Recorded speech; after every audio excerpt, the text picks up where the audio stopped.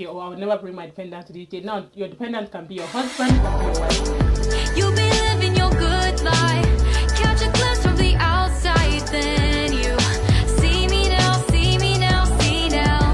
Hi beautiful people, welcome back again to my YouTube channel. If today is your first time here, my name is Stella. If you have not subscribed to my channel, what are you waiting for? Please don't forget to like, subscribe and share my videos. Click on that notification bell to get notified whenever I post any new video. And for my returning subscribers, thank you guys for the love, thank you guys for the support. Honestly, I really do appreciate. So on this channel, I talk about my life here in the UK, what is happening around me, and I share information. So in today's video, like I titled it, stop bringing your wife to the UK, or stop bringing your dependent. So like I said, your dependent can be your husband, or can be your boyfriend, can be your partner, can be, you know, just whoever you bring into the UK is your dependent. So the reason why I decided to make this video is because Shalom, shalom, mother loving worm. What's good? What's good? Dusty's over here. Today we're going to be discussing monkey branching. Stop bringing your African spouse back to the UK or America, or this will happen.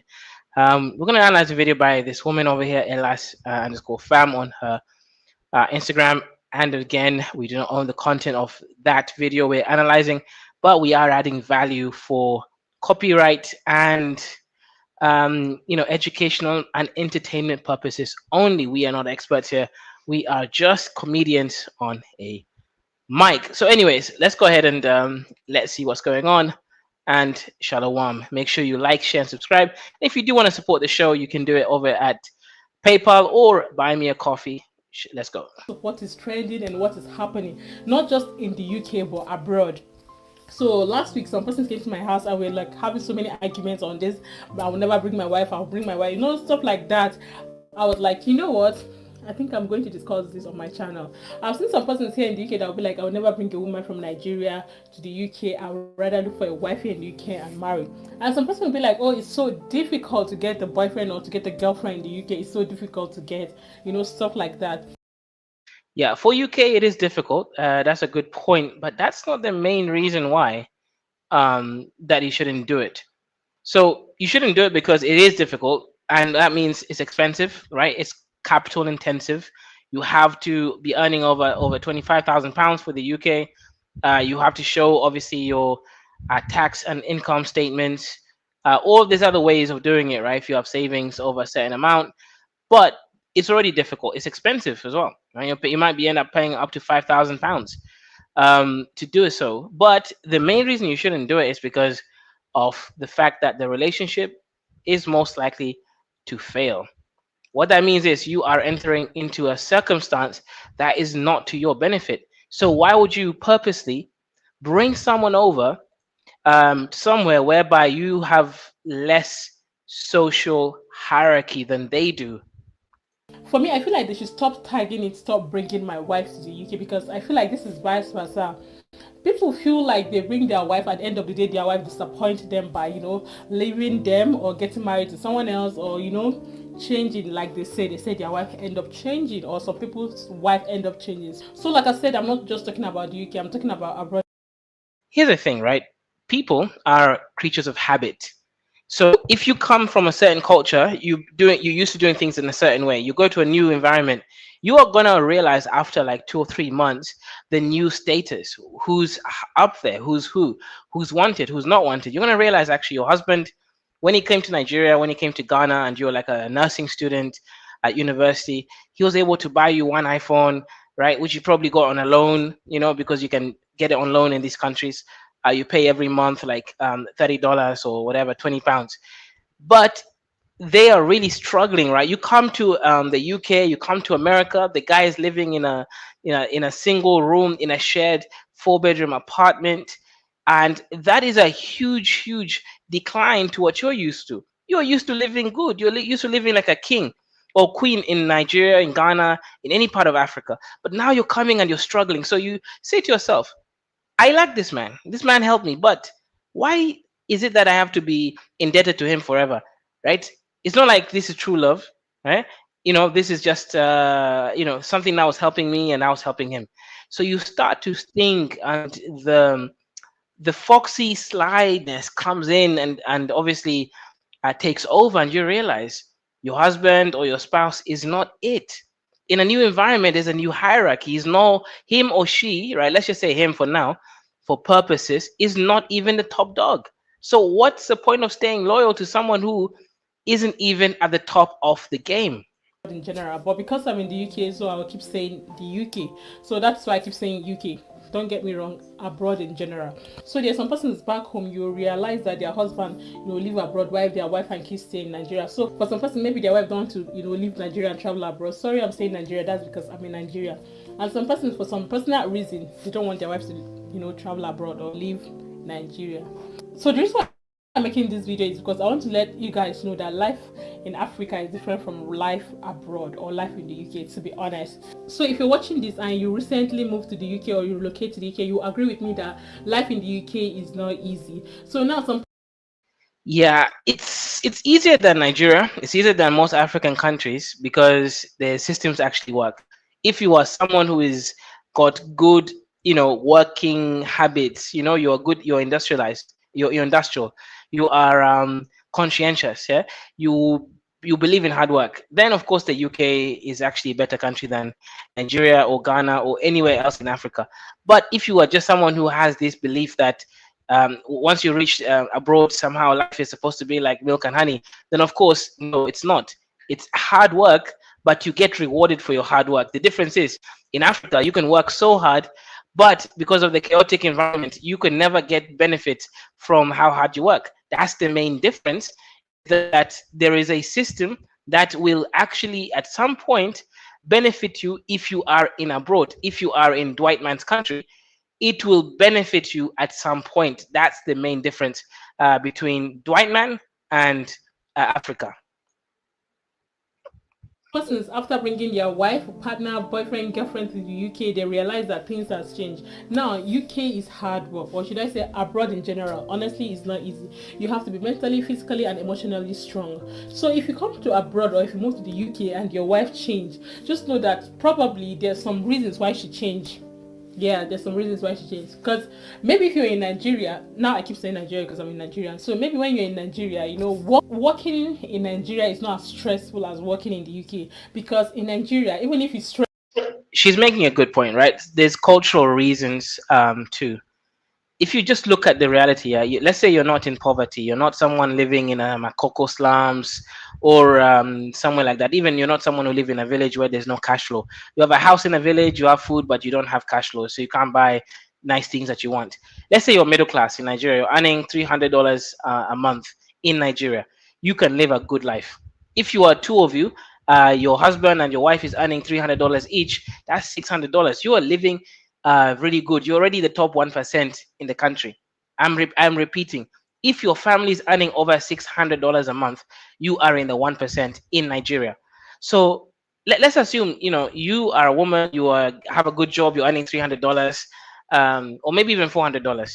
In the UK, maybe you earn $2,500 a month on average, but it's so expensive. The living standard is just so expensive. It means that at the end of the day, the money that you pocket, that you keep in your bank, or you keep for investment, is so small, and you're working so hard every second. In these countries you're working, it's not like in Africa where the culture is different. You're going to talk to your colleagues. No. In this country, sometimes if you're working for Amazon or some of these companies, they want to see you clock in every single minute. That is part of their contract. Like, I'm just saying that's what they want. They don't want you to be relaxing most of the time like it is in Africa. Africa, it's a much more relaxed working environment because it takes precedence over the African culture of just wanting to make things fun for you. So the reality is, right, you bring your spouse over, you bring a wife, let's say. Your wife is now living with you. You're living in a single room in a shared house, just so that you can save money on rent. Otherwise, if you rent one bedroom house by yourself, you can't afford anything. You can't save even $100 a month, right? Because all the money goes on bills. So you limit yourself. Your wife comes and she's like, why are we living like this? In Ghana, in Nigeria, in Kenya, we were able to get our own self-contained studio apartment, and that's what they were used to since university. So you've actually brought them into a lower state of lifestyle. Yes, you've given her the opportunity to eventually earn money that they can even support people back home, but In the moment when you bring her over there, she has expectations. You brought her an iPhone, which you actually didn't even buy in cash. You bought it from a loan because you took out a new SIM plan that gave you a free phone, and then you pay monthly subscription for over 2 years, 24 months. And she now thinks that's how life is going to be. Then she realizes, no, abroad is not like the dreams that they were sold, the stories and narratives. Abroad is hard. When they find that it's hard, they realize you are just the average man. You're struggling, right? The way you came in Africa, you were like a big man. You were splashing money. You're giving 500 naira, 1,000 naira, 10,000 naira to anyone. But now you are even watching £2, right? £2 only, just £2. You're like, we can't spend that. The money is tight, because you realize that you're back home and the holiday honeymoon season is over. So the woman begins to lose attraction for you. She begins to see you for who you are. You're just a normie. You're just an average man in a country that is hard to live and survive. And she's thinking to herself, I would rather go find someone who I really want. Even, if I'm going to have to stick with someone who's poor, why stick with you? You're not really special. That's one of the reasons why this happens. So the reality is, if you start a relationship in Africa, have kids with that woman first. Live in Africa for a few years. Build that relationship, build that trust, build that family. And then if you still want to bring her 5 or 6 years later, you can do it, because now you've developed some kind of culture around each other that is not purely based on initial attraction. You now built a marriage. Let me repeat that. You've now built a marriage. You didn't go to a village or town, find some girl who you attracted, you had a good time, you promised each other some sweet things, and then you marry her and then you bring her over. I guarantee you that is not a good strategy to have. You'll cry because of all the money you spent, the time, the effort, the emotional heartache that's going to definitely come if she ends up deciding to leave you, or he ends up leaving you, depends on the circumstance. So the point here is, guys, do not bring your African woman back to the West, because the circumstances are different, the situation is different, the hierarchy is different. Who's who's at the top, the cultural, social dynamic is just completely different. You're not dealing with the same land as you are in Africa, where you, right, with the small money that you're making in Africa, you are able to satisfy a whole family, right? You earning $500 a month in Africa is a good salary. You can take care of a family of 2 children and a wife easily. And the wife doesn't even have to work if she doesn't want to work. You set up a small business just to give her some extra cash, right? That's how Africa is. Africa is a last frontier. Things have not been saturated yet. You can still go and become king in Africa. But in the West, unfortunately, based on how the economy is going, based on how everyone is living in a small single room in a shared apartment with 5 or 6 other people, you can't have the same lifestyle as you would in the UK. Sorry, in Africa. Stressful, probably because of the sun, the weather is hot and all of that. You feel like, hey God, it's hard work. But mind you, back home you have support system. When I mean support system, you have maybe like house help. Because for me personally, I know if I'm in Nigeria, I know I should have help at home, either a house help or my sister will be at home to help me, or my mom or my cousin. They will be somebody to help me in the house. But in this country, it's difficult to get this support system because everybody's busy, everybody's hustling, everybody have their own schedule. Maybe they have when they are free, when they are busy, and when family time. So this is 100% true. Like I said, the work ethic, the work culture is completely different between Africa and the West. In the West, you don't even have time to see your friends or family. You could literally be living in the same street as someone, your uncle, your aunt, your friend, your other member of the family, and you don't see each other apart from once a month when you maybe like schedule something in. There's no time, right? The working schedules in the West is so different from African working schedules. You're working every single second in most jobs. So you're there just working, right? When you get home, you're so tired, you don't want anything, you don't want to talk to people, you just want to go relax, watch one game on football or whatever it is that you watch, and then you sleep. You drink you drink your tea, whatever it is, and then you sleep. Then tomorrow you repeat the same thing.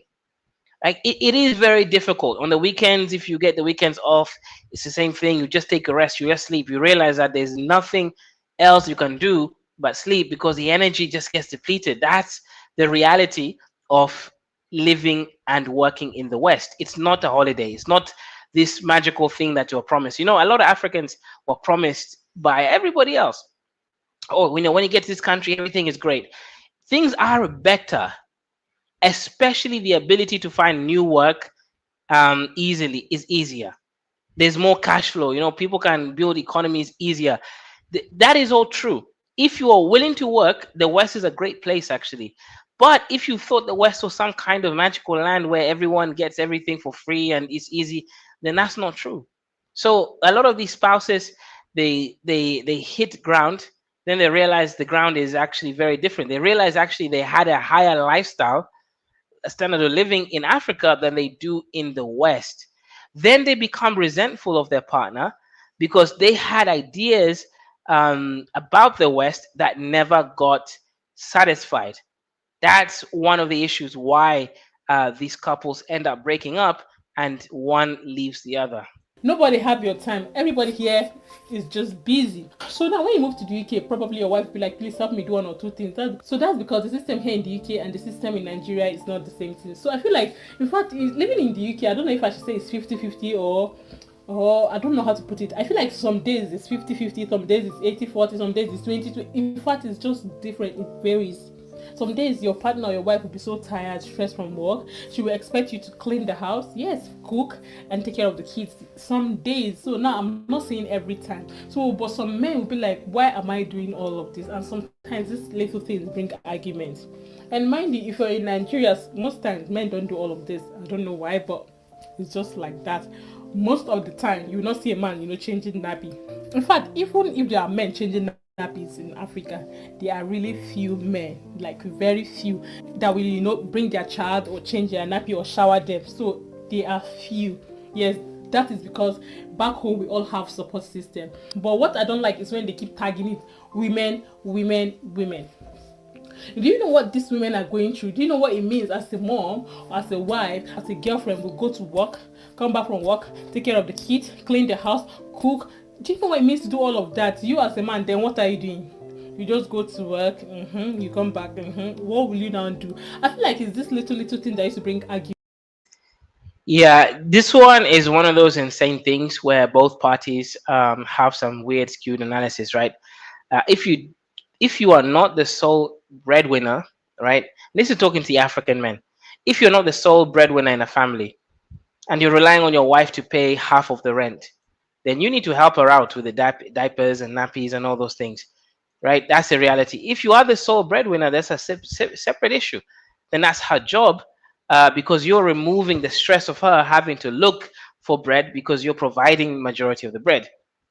Between partners, husband, and all of that. I feel like this little thing that used to bring this argument, and when it starts, everybody's angry, and when you're angry, you vex, you go to work, you don't even have time for yourself, you don't have time to talk. From there, everybody will be like, me, I'm tired of this, marriage and all of I'm tired of this relationship. And it's so easy to leave, because I feel like it's easy to leave your boyfriend, your husband, abroad, because here now, for example, if you leave your husband, there's job for you, except if your husband decide to call the home office, tell them that you're no longer married and they can deport you. For that, except if you get a sponsorship. Now there's this guy I was saying that I was going to call him on my channel because he brought his girlfriend to the UK. This person I'm talking about, I think I made a video when I was going to Bradford and I saw him on the road. He was telling me what happened and how the babe left him. So I don't really want to talk about that much because I wanted to ask him question, to interview him on my channel, because he was willing. He said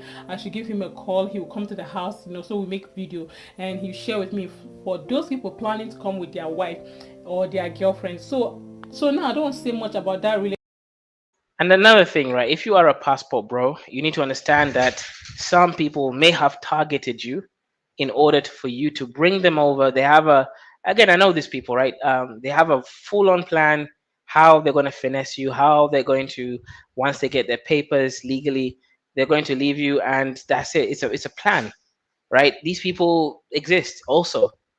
And if you live with them, right, in a relationship, you have children with them, you build a family, it's much more difficult for them to scam you, because at that point, you would have known if there's a game or will being played under you, or rather ripped under you, because you would be able to guide the things that's happening to you, right? You'll be able to either allow it to happen, or you'll be able to fight against it because you now know um, that there is a game playing against you. That's part of the other issue as well, right? So it is multiple. A shout out to you, Alfonso Morris Ujambo. Relationship, because the guy was telling me what she did and all of that, but I don't want to say much because the girl have not even say anything. Maybe she have not told me her own part, so I can't say much. Now I don't know this lady. I only used to hear her voice, because then when he comes to the house, play with my daughter, I used to talk to the girl on video call until he brought the girl. And when he brought the girl, they did not really come to my house so that I would say hi to her.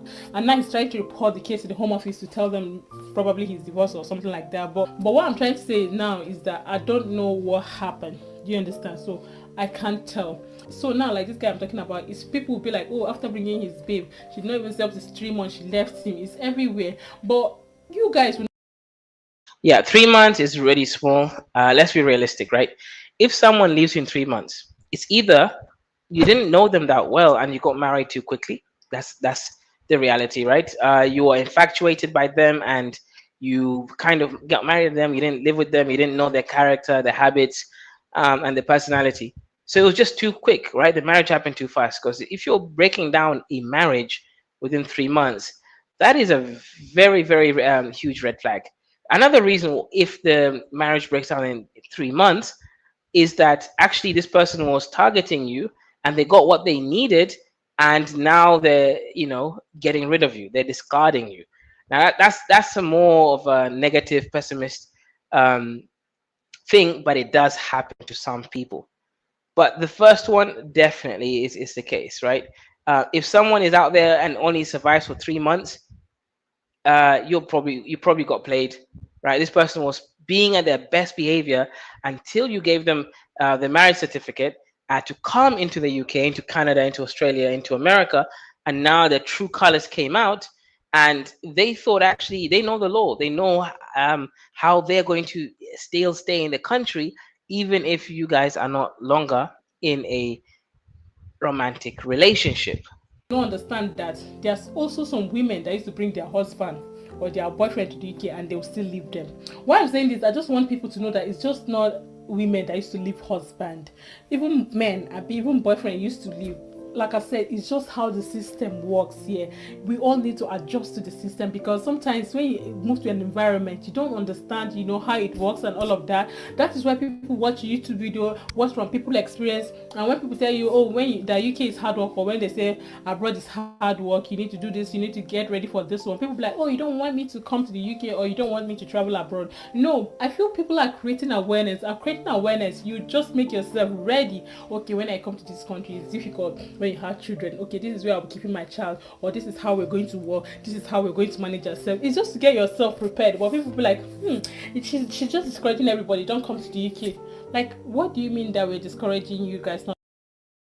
Yeah, so there are some people that will actually discourage Africans from coming to the UK or any of these other countries. They will give fear mongering, like Kenyans in America are actually struggling, they're living on the streets. That's not true, right? People that live on the streets have very unique issues that led them to that circumstance, right? Whether it's mental health issues or immigration issues or otherwise, those problems are not the norm, right? If you work hard, you have a job, you keep a job, you turn up every single day for like 2 years, you're not going to be on the street. In fact, you might even be able to have saved up $10,000, maybe $20,000 in those 2 years, and that's going to be able to give you a sense of security. So when you have this fear mongering from Africans who have gone abroad, yes, there is an element of some of them actually not wanting you to have the same level of opportunity as them, right? It's not true that somehow it's so difficult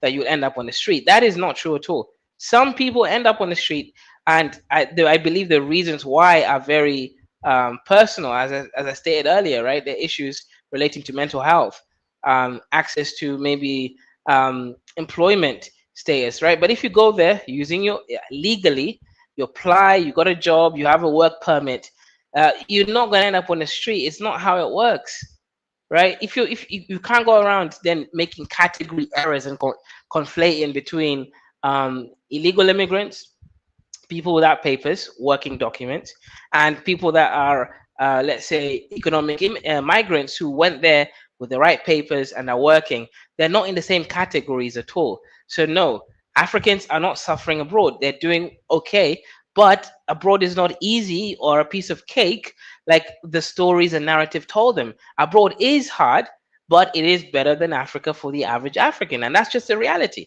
It is better, right? If you lose a job, you can find a new job anywhere. In Africa, if you lose a job, it might take you years before you find the same job. And by that time, maybe you have been broken as a man and you don't even know how to maintain frame in order to get a similar job of a similar standard.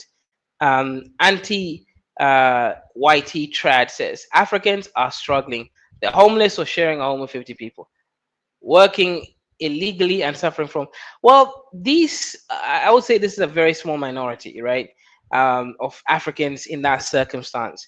I don't know those people living with like 50 other people, but I do know a lot of them are sharing a house with at least 4 other people. Homeless, I've never really met a homeless African, right, personally, just from my own experience. To come to the UK is not my father's land, or should I say UK is not my own. Everybody can come to UK as long as you have the money or as long as you have the opportunity. You're free to come to the UK or you're free to travel abroad. But when people create awareness, don't take it for granted. For me as a person, I feel you should just learn from that. Just pick 1 or 2 things that you want to learn and then drop the rest. That's just the truth. So now watch this video and tell me what you think. Desmond, you've got Tanisha pregnant. Is that Tanisha? You got her pregnant after using me to come over to UK for papers. I gave you the visa and you've got somebody pregnant telling her lies. Yeah, telling her lies. You got into UK with visa and now you've got someone pregnant because your visa is about to expire and you've got her pregnant. Tanisha, shame on you. Your mom is going to be so disappointed in you. And who are you? Nicola? Are you the Nicola one? Nicola. And did he tell you that we are married? Did he tell you he came over to UK because of me? Did he tell you that? And you're pregnant for him. Do you know what goes around comes around? Do you know what goes around comes around? Do you know how much I spend to bring this fucker into this country? What's later? What's your name? Do you know what? Did he tell you he's married? You've not even divorced me yet. These are the pregnancy paper. He's not even divorced me yet. There's no God will punish. Yeah, I mean, that's a really sad situation. Yeah, it is extremely sad, right? The brother's got some other woman pregnant. He probably didn't get along with the other woman for whatever reasons. Now, obviously, as I said, right, this is talking about people's lives. So there's always going to be a lot of contention sort of portrayed in these sort of circumstances. Sometimes these people that target African women or men are doing so because they were not desirable in their own native country, the UK, America, or Canada. So what they thought is if they go to Africa, the opportunity, right, that they're sort of dangling across these potential spouses is actually a UK or American citizenship. And now that they got there, of course, a lot of them are very insecure, right? These people are very, very insecure. So what they do is they dangle the possibility of a citizenship, and then they get angry at you when you don't bite that, right? When you find alternative means, they also get angry because, as I said, a lot of these people are also incels, right? There's some of them are just not desirable in their environment, so they go to Africa, and since you are poorer than them, you have less cash flow than them. They bring you over. They expect true and full obedience, even if the person is not treating you with respect. So that also happens. I'm not saying that's what's happening in the video, but it's possibly what's happening in the video, right? The woman brought the man over. The woman was kind of emasculating the man, possibly, right? I'm just talking from my own analysis. I'm not an expert in psychology. I'm just a comedian over here, but Perhaps the man was out here doing his thing by making, sorry, the woman was out here doing her thing by making it unbearable for the man to live and enjoy his life. So he decided no. He fell in love with another woman, got the other woman pregnant because life moves on, right? You know, that also happens. But as I said earlier, right, you need to make sure if you're going to bring someone over, it's a genuine relationship, unless you don't really care about issues of divorce. The only reason I'm telling you should be careful is because it's expensive. Bringing someone over will cost you over $6,000 in payments, fees, applications, and what if they make mistakes, etc., and reapplications. It's going to cost you maybe $6,000. That's around £4,500 just to bring them over. Then they're going to be dependent on you for a few months until they get a job, right? That's going to be the reality of the situation. So you're investing a lot of money, your life savings for a lot of you, because most people don't even have $1,000 on their bank account for emergencies. They're living paycheck to paycheck. So you've spent all your money that you've earned painstakingly for the last 6 years. You spent it on someone you love, or you claim you love them, right? And they end up leaving you. And that, of course, leaves you broken. But I will say this idea that you can go on holiday to Ghana, Nigeria, you go there spending money like a big boy, giving a woman a nice purse, you're giving a nice underwear, you're giving her iPhone, and then you come back, you bring her over to the UK, you're living in a single room in a shared house with 3 or 4 other men, and you expect her to stay with you, you expect her to still respect you. It's not going to happen. It just isn't going to happen, right? Maybe you're not even attractive, maybe you're ugly. Let's be realistic. Maybe you're an ugly nigga, right? And you went there thinking, oh, woman, right? I think you're going to find some good looking man who will love you. That's not how the world works. If you don't make meaningful connections with people, then those people are not going to respect you. You know, it's one of those things that I always say. You need to go and only deal with people that are respecting you. That's the reality. Don't be dealing with people that are out here planning evil against you. Desmond, you know what? This baby, I feel sorry because he's gonna use the baby to stay in the UK. Yeah, he's gonna use the baby to stay in the UK. He used me to come back to UK, then left me and followed another woman. Left another woman and got her pregnant. Desmond, what goes around comes around. God is going to punish you, Desmond, because I did everything I had to do. You are embarrassing yourself, Desmond. Shame on you. Shame on you. Yeah, you're already part of it because you knew he was married. How did you know? You knew he's married, and we're still married. You need to divorce me, Desmond. You need to divorce me, Desmond. Divorce me, Desmond. Divorce me. You've got her pregnant now to stay in the UK. Divorce me, Desmond. You see the way the woman is acting. The woman, I don't know her. I don't know her at all, right? I'm just speculating. But the woman maybe was abusing him.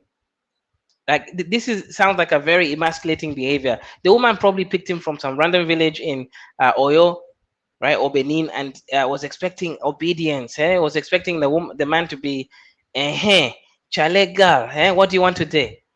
Chale girl, because I give you passports. Chale girl, Chale girl, you are, because you give me passport, sorry. Chale girl, you are the dream of my life. But the woman is most likely not attractive. She went there to look for a good-looking man. I'm not saying this guy is good-looking. That's not my point. My point is, to her, he's good-looking, and he could not find the same caliber of man in the UK. Nobody was checking for her.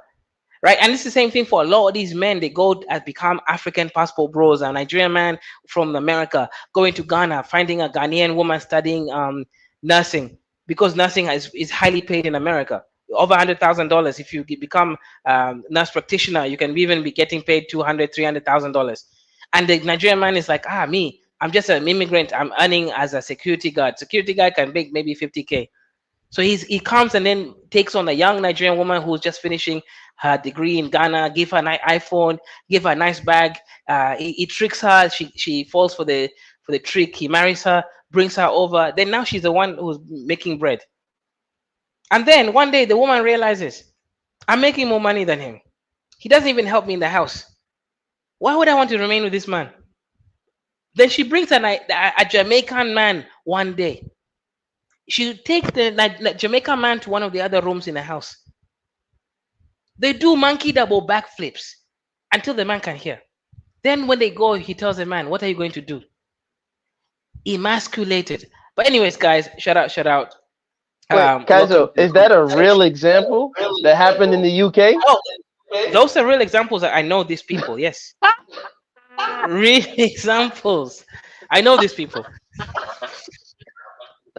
Like, it happens. Yo, There's a story. Yeah, there's a story of my friend. Right, he went to a village, took a village girl. In fact, right, not even an educated woman, brought her to the UK because she had street smarts. She went to school. She did the equivalent for GED. What we have there, A levels. She passed. She went to university. She got a good job. She came back and brought a Jamaican man one day and disrespecting her husband in his face. And again, this was not like some abusive man or anything. He's just a normal man. So you know my what it point is, is, Kaizo? go ahead. Listen, Kaizo, you said something about African men being providers, and I'm hearing a feedback. I don't know who that is, but you said something about African men being providers, and I want you to do a show on that. But um, I think, like I said, it's largely because we forget our culture. When we get to America, to the UK, we're only African um, as a mask. It's an avatar that we put on, and we turn it into a commodity. Much like African American culture, Caribbean culture has been turned into a commodity. We often do the same. So my critiques of Nigerians are these people aren't Nigerian. They're not African anymore.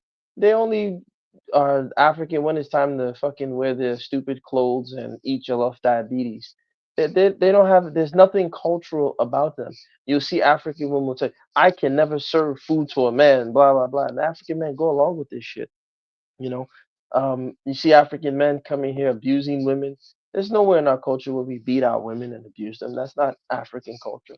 That's colonial city culture. But when you go to the villages, you don't hear instances of men just beating the shit out of women.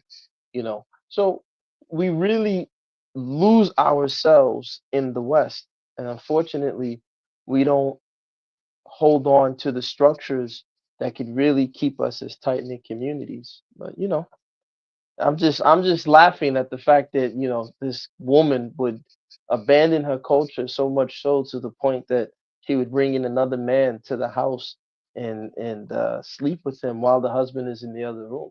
In my culture, the Sokos, if a woman is cheating on her husband, either she will start to get sick or the children will start to get sick and one of them will die. These are the things that we had in place to make sure our women weren't out there just sleeping around. But, people don't fear anything anymore. There's nothing forbidden. They get to America and that's why you have that Nigerian swirler who's your prime minister or whatever she wants to be. That the girl, right? What's her name? Kaza? The girl, the, Oh the, the yeah, Nigerian girl? I forgot her name, but the one who was Yeah, dating listen, she is the she previous, is yeah. the she is the prototype for the Nigerian woman of the future. They get to the West, they're only African in name. They swirl. That's it. They just want to be with the Mizzou. I'm not mad at it. Let them go. But it just is a failure of us black men in terms of holding our culture and what is should be dear to us. That's she's the future. And all the Nigerian girls in the UK are so happy. They want what Sorry, she has. what does that mean? Only African in name. I'm not engaging with you, one man, because you're never engaging in a serious way. You're always disingenuous. So No, take it I'm how you asking want to what you take it. mean. So what should she be that she's not? One man, listen, I am not doing this with you. You But refuse that's the to thing. It's engage. just You this refuse to engage. You vacuous refuse to statement engage. has No, no I get meaning. it. It's a vacuous statement. I get it. You Carry on. refuse to engage in a meaningful way. You never engage in a way that has true brotherhood, that has true like, yo, we're There's I'm camaraderie. asking You you never because engage like that. So it's hard you've to made engage with you. all right, that's fine, but you've made all these broad stroke statements that it doesn't cohere with anything. You're saying, oh, all these people, they come and they abandon some sort of Africanness. So what should they be other than as they are? So Listen, that's the question. If you're I saying they're listen. abandoning something, so what should they You be other than as they are? listen. All I can say is people like you should lead the way to the Renaissance. That's all I can say. I have nothing to say in reference to your statements because you never engage in a way that one can say, okay, there's actual curiosity and we can go back and forth. No, no, you can't handle your statements being pressed. That's just the thing. But No, I can't can, but you yes, don't do it with fairness. I've asked you a question now. So what should they be? So you've criticized now that these people transmute into something else other than as they are. So what should they be other than as they are? It's a simple question. It's a very easy answer. If you, I'm sure you have a particular um, name that was given to you on your mother's side and your father's side. I'm sure your grandparents on both sides gave you a name with a meaning, and those names are things that they want you to live up to. So that's the simple answer. You are not a Washington. You are not a Smith. You are not a Tory, nor you a Labor Party. You're none of those things. You are an African, regardless of where you find yourself in the world. And so you should hold on to your culture because that is the only thing that will help you navigate. It's ironic. We see Amish people holding on to their culture, Hasidic Jews, Hebrews holding on to their culture. Um, Even though they definitely modifications in terms of, we all are in the Western system and the technology, the velocity of technological social change. Yes, so people are making modifications, but they're still trying their best to hold on to it. And I find it interesting that people who will bang the drums and say they're the most cultured, blah blah blah, for some reason, your whatever her name is, she's the prototype of what is to become of Nigerian girls. And you're happy with it. So listen, Yeah, I don't have, it's not a sorry. criticism, it's a No, description. no, no, it's It's fine. not a criticism, it's a It's not description. no, it's not even a description, it's a perspective. But that's your perspective, so which you're entitled to, of course, but I am also entitled to my perspective. So don't try and speak on my behalf. I'll speak for myself. Yeah, so one man, I have Yeah, some questions for you, yeah. and also the rest of the panelists. Shout out to Kidola and Gastemap and you. The question here is, you know the reality on the ground in the West. Most young men under 40 years old cannot afford to live in a one-bedroom apartment.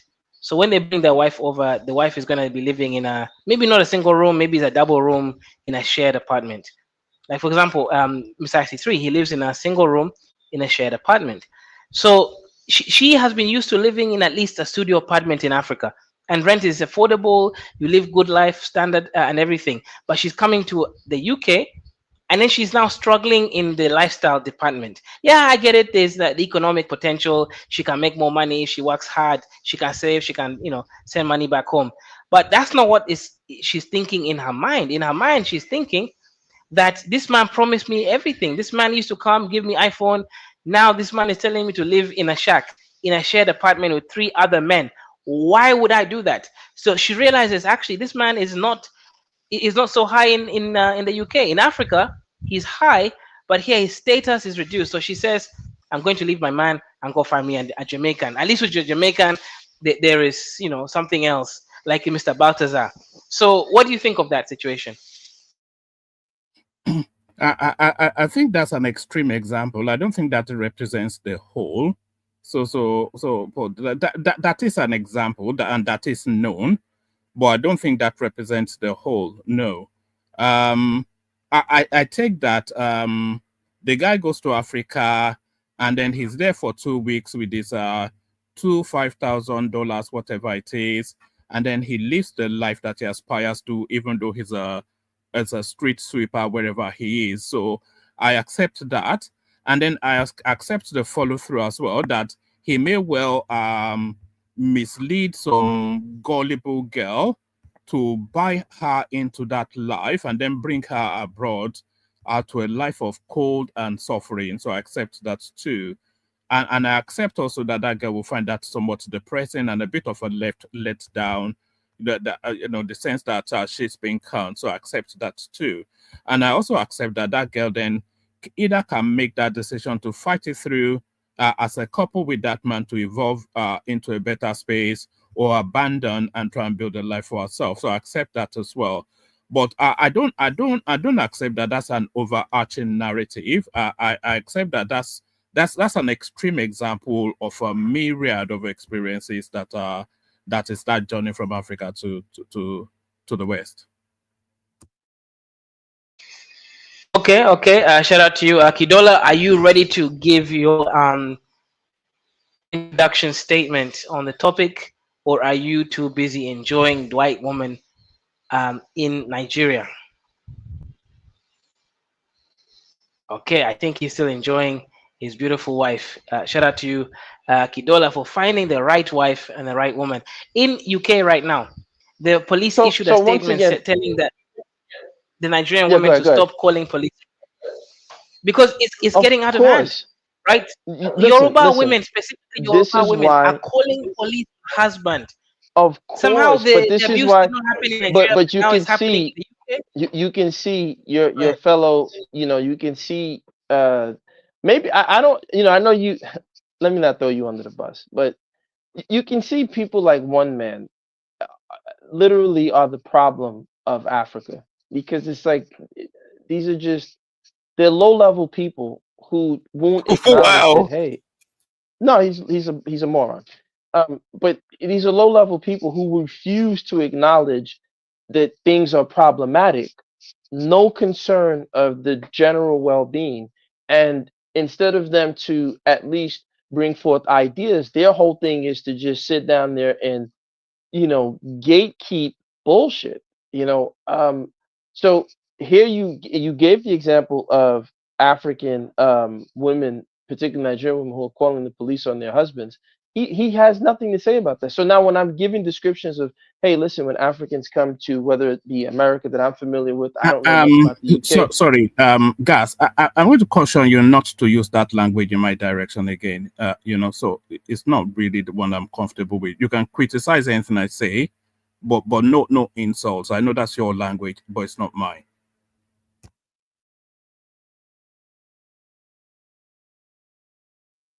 So listen, guys, is this your stream or his stream? So, because I want to know if I can be kicked off. Because when other people throw shots, he doesn't.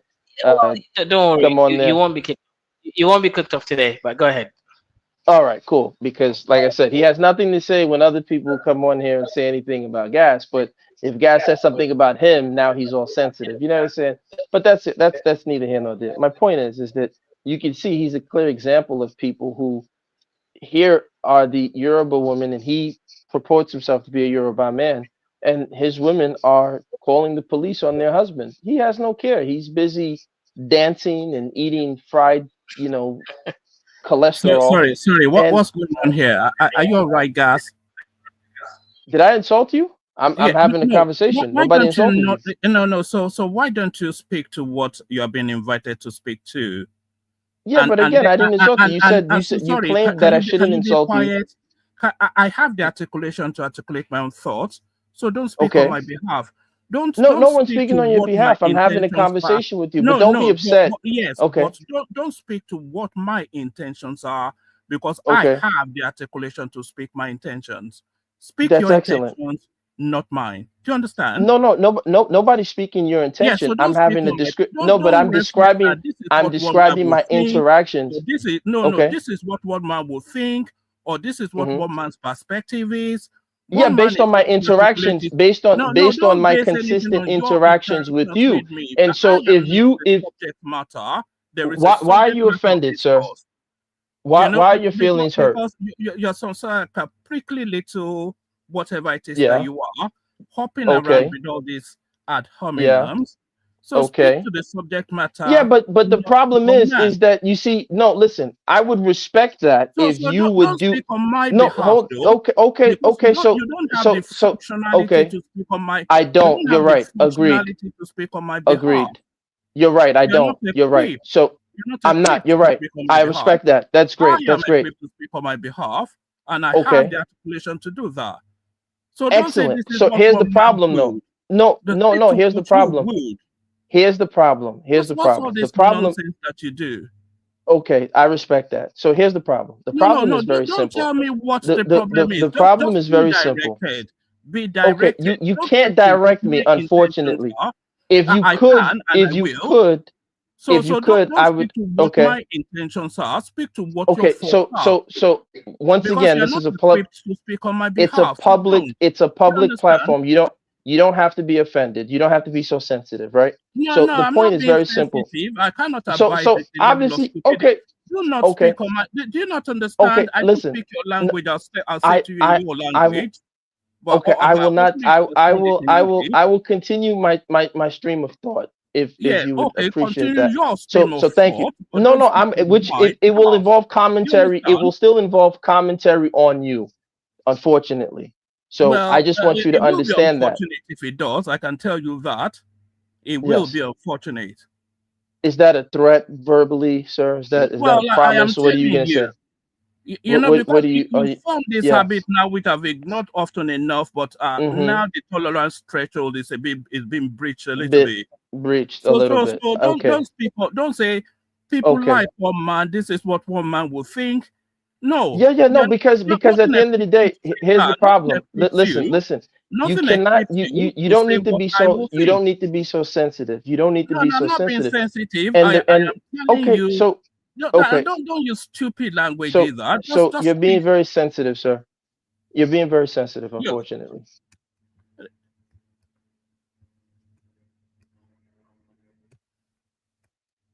Look, my guy, be guided, man. There's no threshold for this nonsense.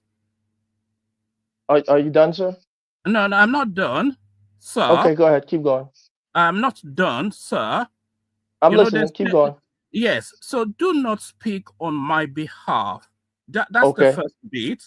And then All the right. second bit is you are not equipped to speak on my All right. behalf. All right. So you've done that. You've done your lecturing. Yes, can you be quiet? You've done your lecturing. No, I'm not because you've done your lecturing. Be quiet. You've done your lecturing. I'm kind of. There is nothing that equips you to speak on my behalf. But why do you feel you need? There is nothing that equips you to speak on my behalf. Why? So don't do it. As you can. Because if you speak on my behalf, especially if I'm not around, for instance, people will feel that you have a level of interaction with me to be able to do that. So do not do that. Yeah. Speak to your Have you finished? thoughts, not mine. Apologies, Kaizo. Once you're done, I'm still gonna keep doing what I do. So you can be upset, you can feel angry. At the end of the day, the premise still remains. What you do is you don't like it when somebody puts up the mirror and returns the nonsense that you do. So on your platform, you move very, very roughshod, heavy-handed. You have your favorites. And so if I'm on this platform and I decide to call out what I have seen, you don't need to get so upset. You can accept it and say, oh, hey, that's gas and that's his opinion.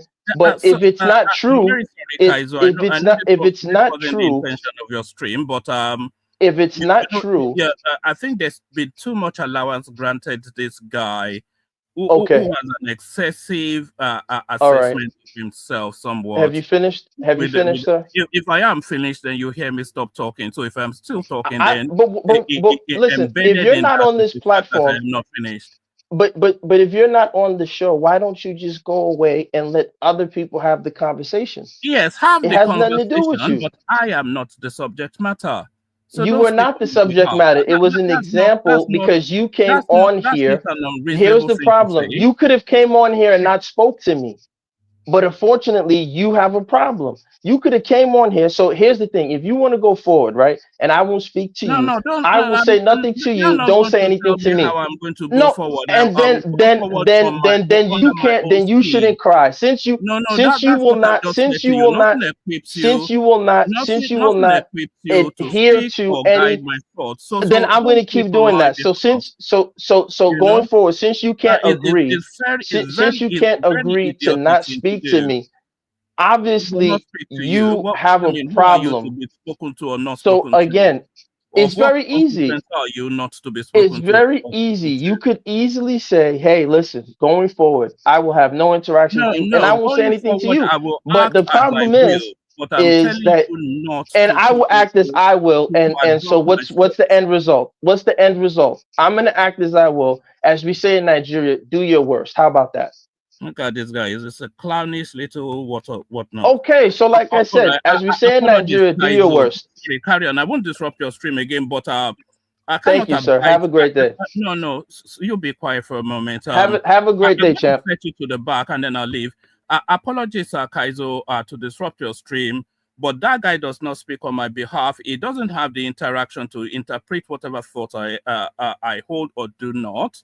So nothing equips him. So anything he says referencing one man is just an ad hominem based on whatever it is that agitates his little mind. Sorry about that, Kaizo. So once again, Nice. you can see this is why Africans, and I'm gonna still talk about him. He can be upset. This is one man is proof of the typical African mentality. Because he has access to the stream, he can't handle when he comes on there, right? On his platform, people throw all kind of ad hominem attacks on me. They write all kind of nonsense about me on the chat. He will post it on the chat. He says nothing when they say anything about me. It's fine. I have no complaints, right? But when he has his feet dragged to the fire, now he's acting like a prostitute with a sore vagina. Now he's complaining, now he's crying. And it's like, yo, dude, don't complain. You do the same nonsense consistently.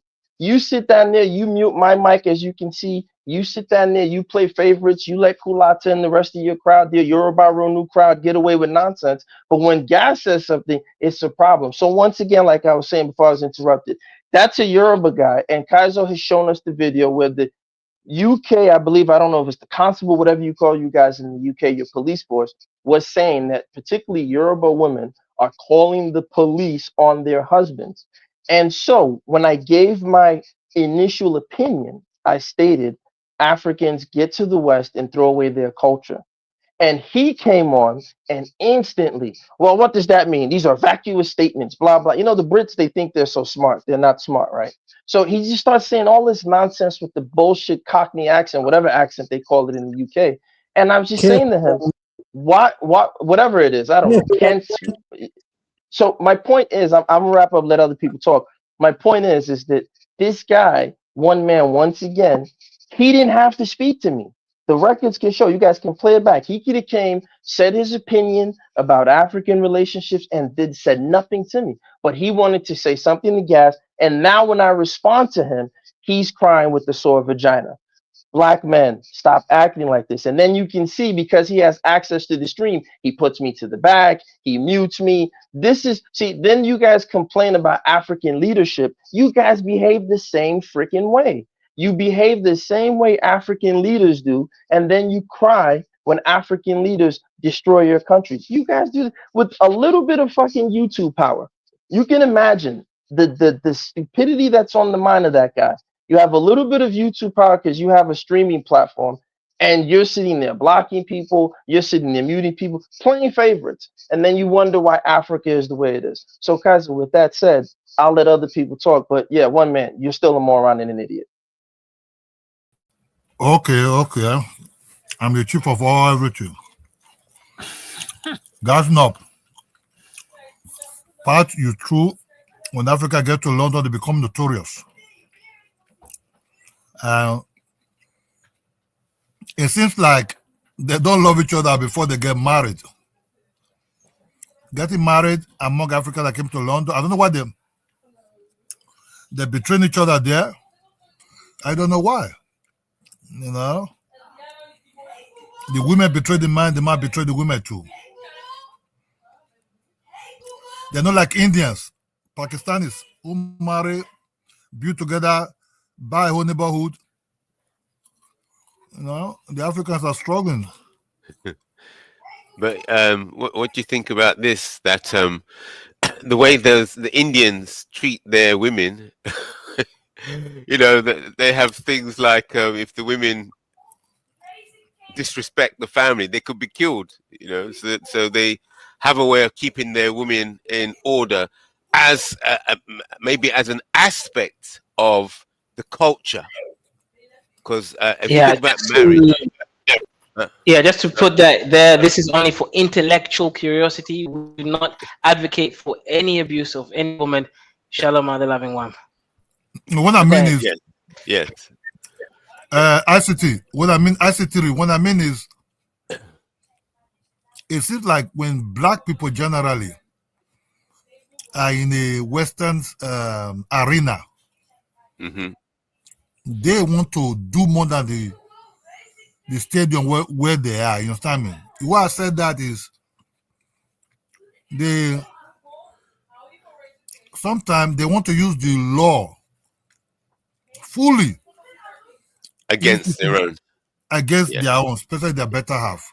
Yeah, I've been through the same thing myself with my own family. It's the same thing. The women, yeah, I know. I've So it's been not about there. Africans. I'm not putting Africans there alone. I just take saying generally blacks. Yes, definitely. You're Especially if perfectly you meet correct. unstable ones inside, Yeah. Yes. when you're in a hot pot. No? Yes. Yeah. And the only way to dig to this, you know, may seem, the only way to. I've been thinking about this, meditating on this, having discussions with people over the years. This, you know, it's a hot topic because and boiling down to the roots of it is it's a relationship between currency and culture. People don't talk about that. What is the relationship between currency value and culture?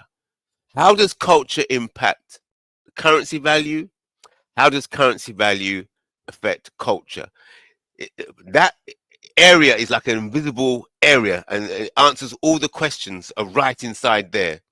So the concept of marriage, yes, marriage is like is a fundamental aspect of culture, relationships between the man, woman, and the family. So,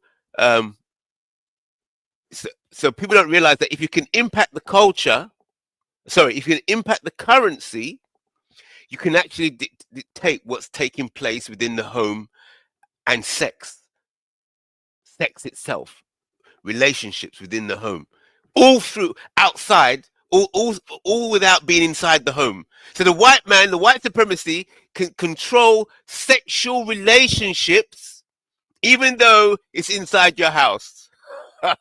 Who wants to challenge that?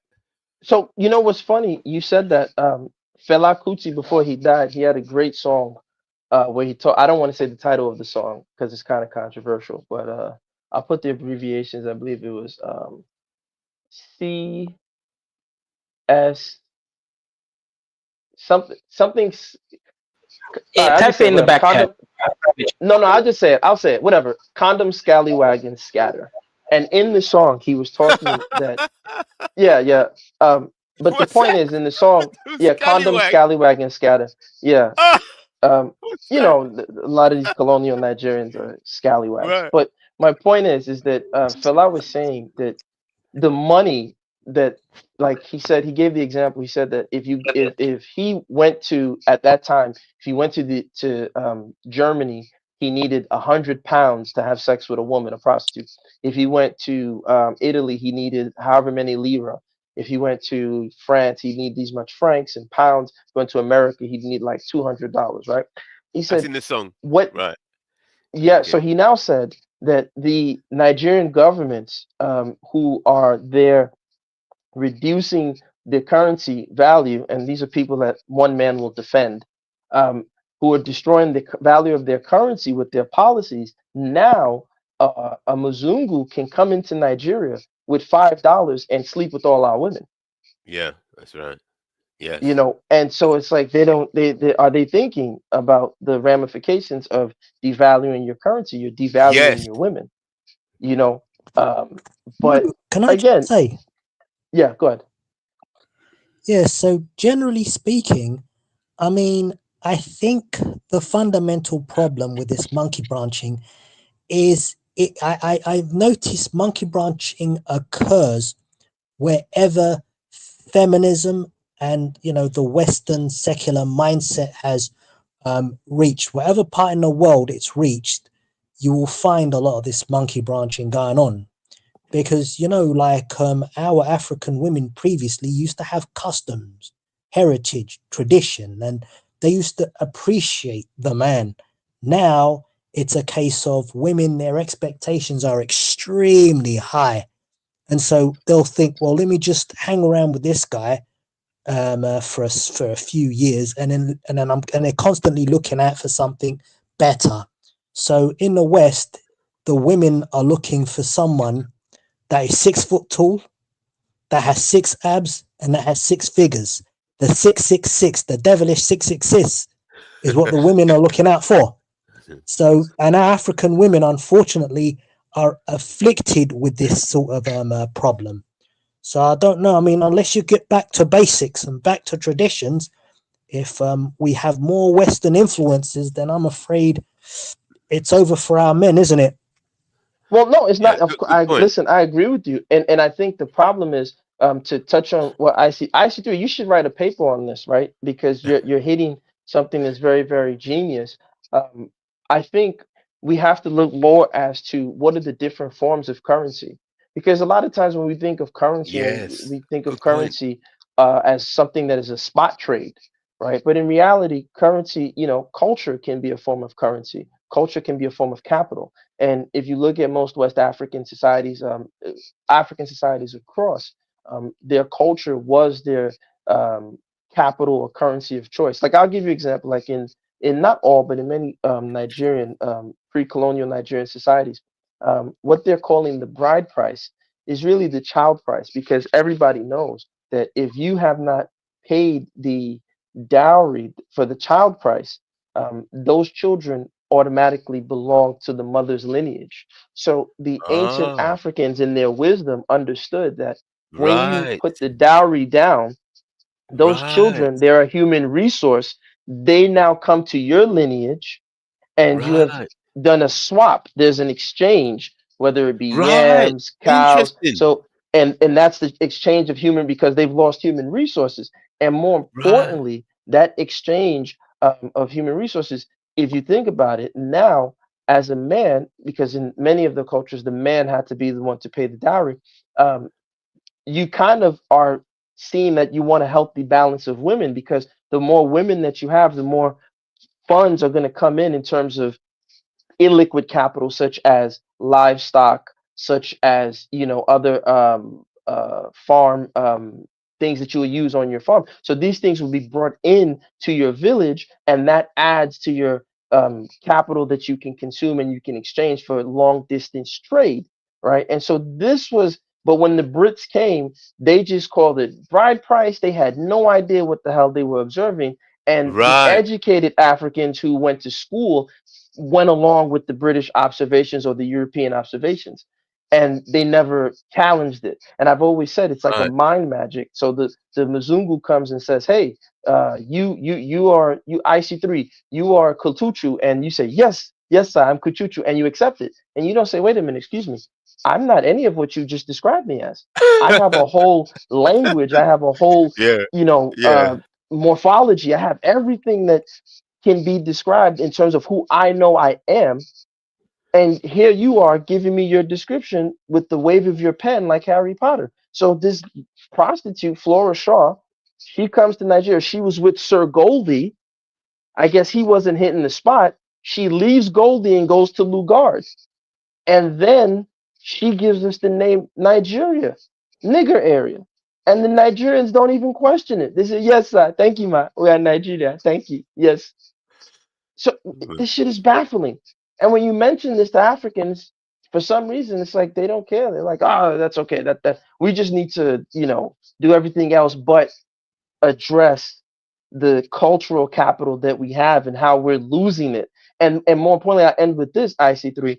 What they're now doing, and you can see this shit with the Afro beats, that's why I don't like it per se, is they're now trying to reduce African culture to these commoditized sound bites, right? These little bite portions, these bite-sized morsels that everyone is consuming. So what is African culture now? Oh, it's jollof rice. It's the colorful cloth. It's the stupid lavish weddings where you spray Wait, you money. mean the colorful cloth that's made in Netherlands and Germany? That And not Netherlands, even it's made not in even Africa? African. It was actually Dutch wax prints because the Dutch tried to use that to make Indian madras cloth. But at least the Indians had enough common sense, said we're not putting that shit on our bodies. So the Dutch said, who can we give it to? And I said, I give it to the blacks. Yes, sir. Thank you. I love it. And the Africans tied it on their bodies, and the rest is history. Now, when you mention this to Africans, you know what they'll say? Oh, we had agency. We have cultural aid. Okay, well, if you have agency, then why do you keep losing your culture? What's We don't have funny? anything. Let me add something here, and then we'll kind of move around, right? Um, you know, like in the coast of Kenya, something called sisal, right? It grows all over. Yeah, aloe vera grows all over, right? Now, here's the thing: instead of us developing our traditional African weaving based on these natural fibers that grow in dry, arid conditions, that can actually be utilized for us developing great artistry in carpets, bags, and all these things using natural fibers that is environmentally friendly. It's very resistance to harsh weathers and everything. We gave it up for the Chinese and white man's plastics that has polluted our area. It makes it look bad, but we left literally. It's insane, right? Like Kenya, for example, can grow so much of this sisal. They can use it for developing high skills in carpentry, export this materials all over the world. But no, we left it alone to focus on getting cheap plastics. That is immediate gratification. What's wrong with us sometimes? That has to be asked. Like, what's wrong with us? Like, why is it that what I'm talking about is very basic fiber technology, right? This stuff can be used to feed you. You can super process it to be clothes, to be baskets, to be carpets. You just need artistries and people to develop skills and talent in it. No, we don't do it that much. We just rather have cheap plastic. And I'm just thinking to myself, that reminds me of those African prints. They are made in Netherlands. They're not made in Africa. Like, how is this the reality that of what we're dealing with? And you know what's funny, Kaiser? The same Africa go to China and buy fake product and send to Africa. The same Chinese to bring the real product into America. It's kind of sad how it works.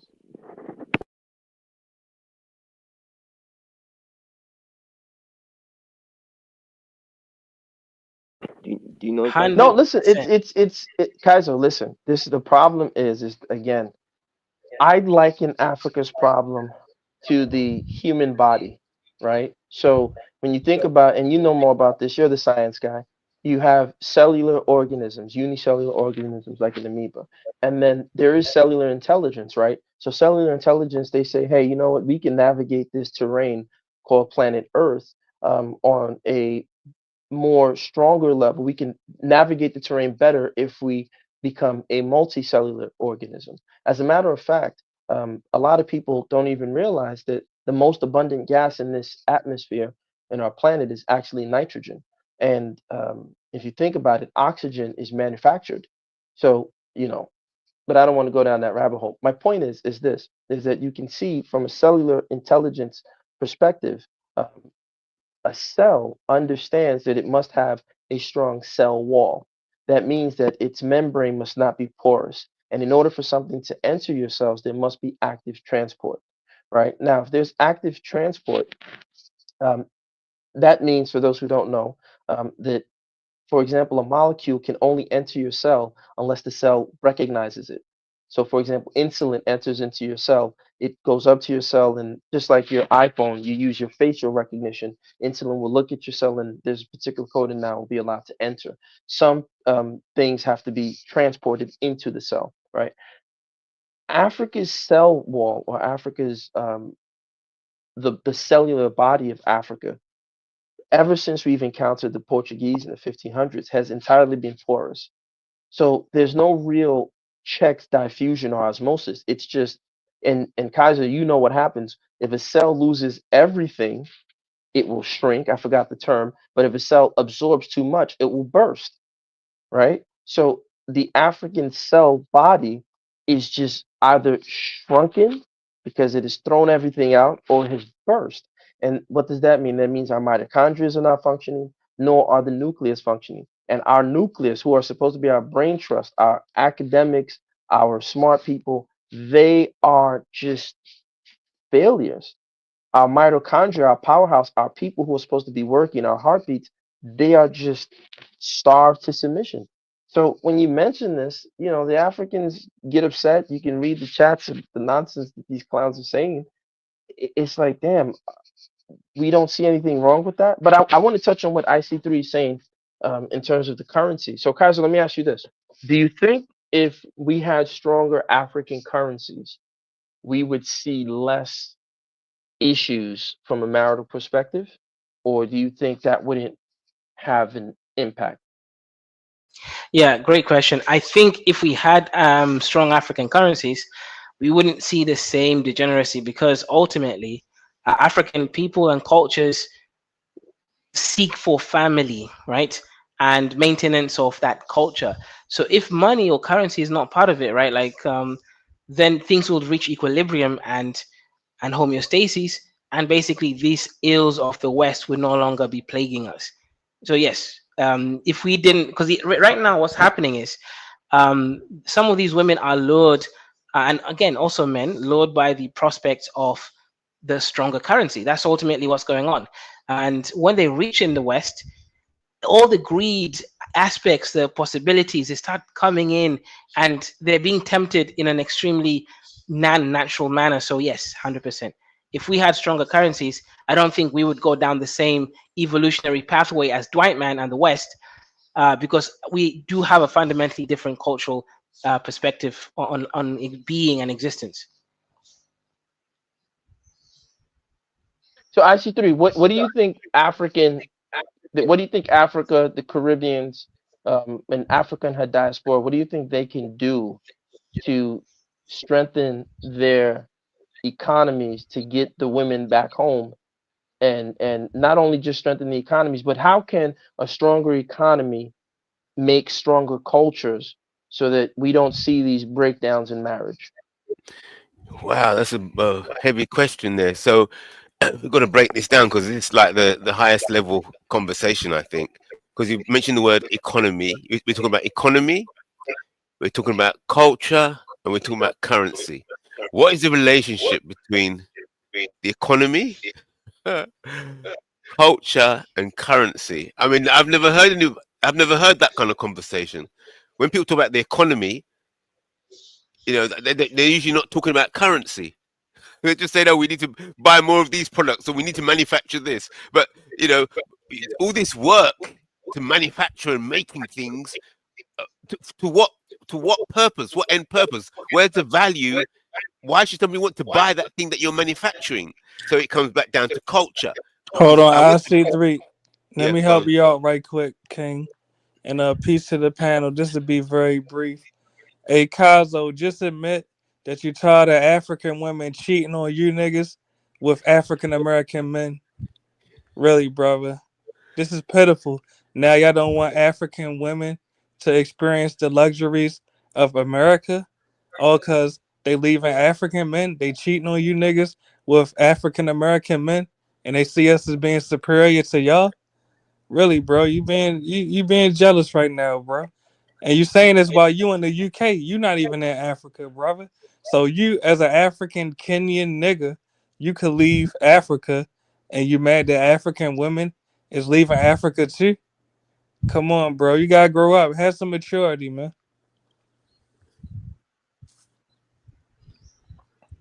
Really, brother. And that's to all the Africans on the panel too. Y'all gotta stop being jealous of African American men because African women prefer African American men Y'all gotta stop being jealous, man. Really. But Okay, so we agree. Thank you for telling us. We are jealous. Yeah, We man. Stop apologize. hating, Thank brother. you. No, Really, nobody's man. saying. We Y'all can't be apologize. the. We. Let me say this. Oh my God, bro. Y'all cannot be the bedroom police.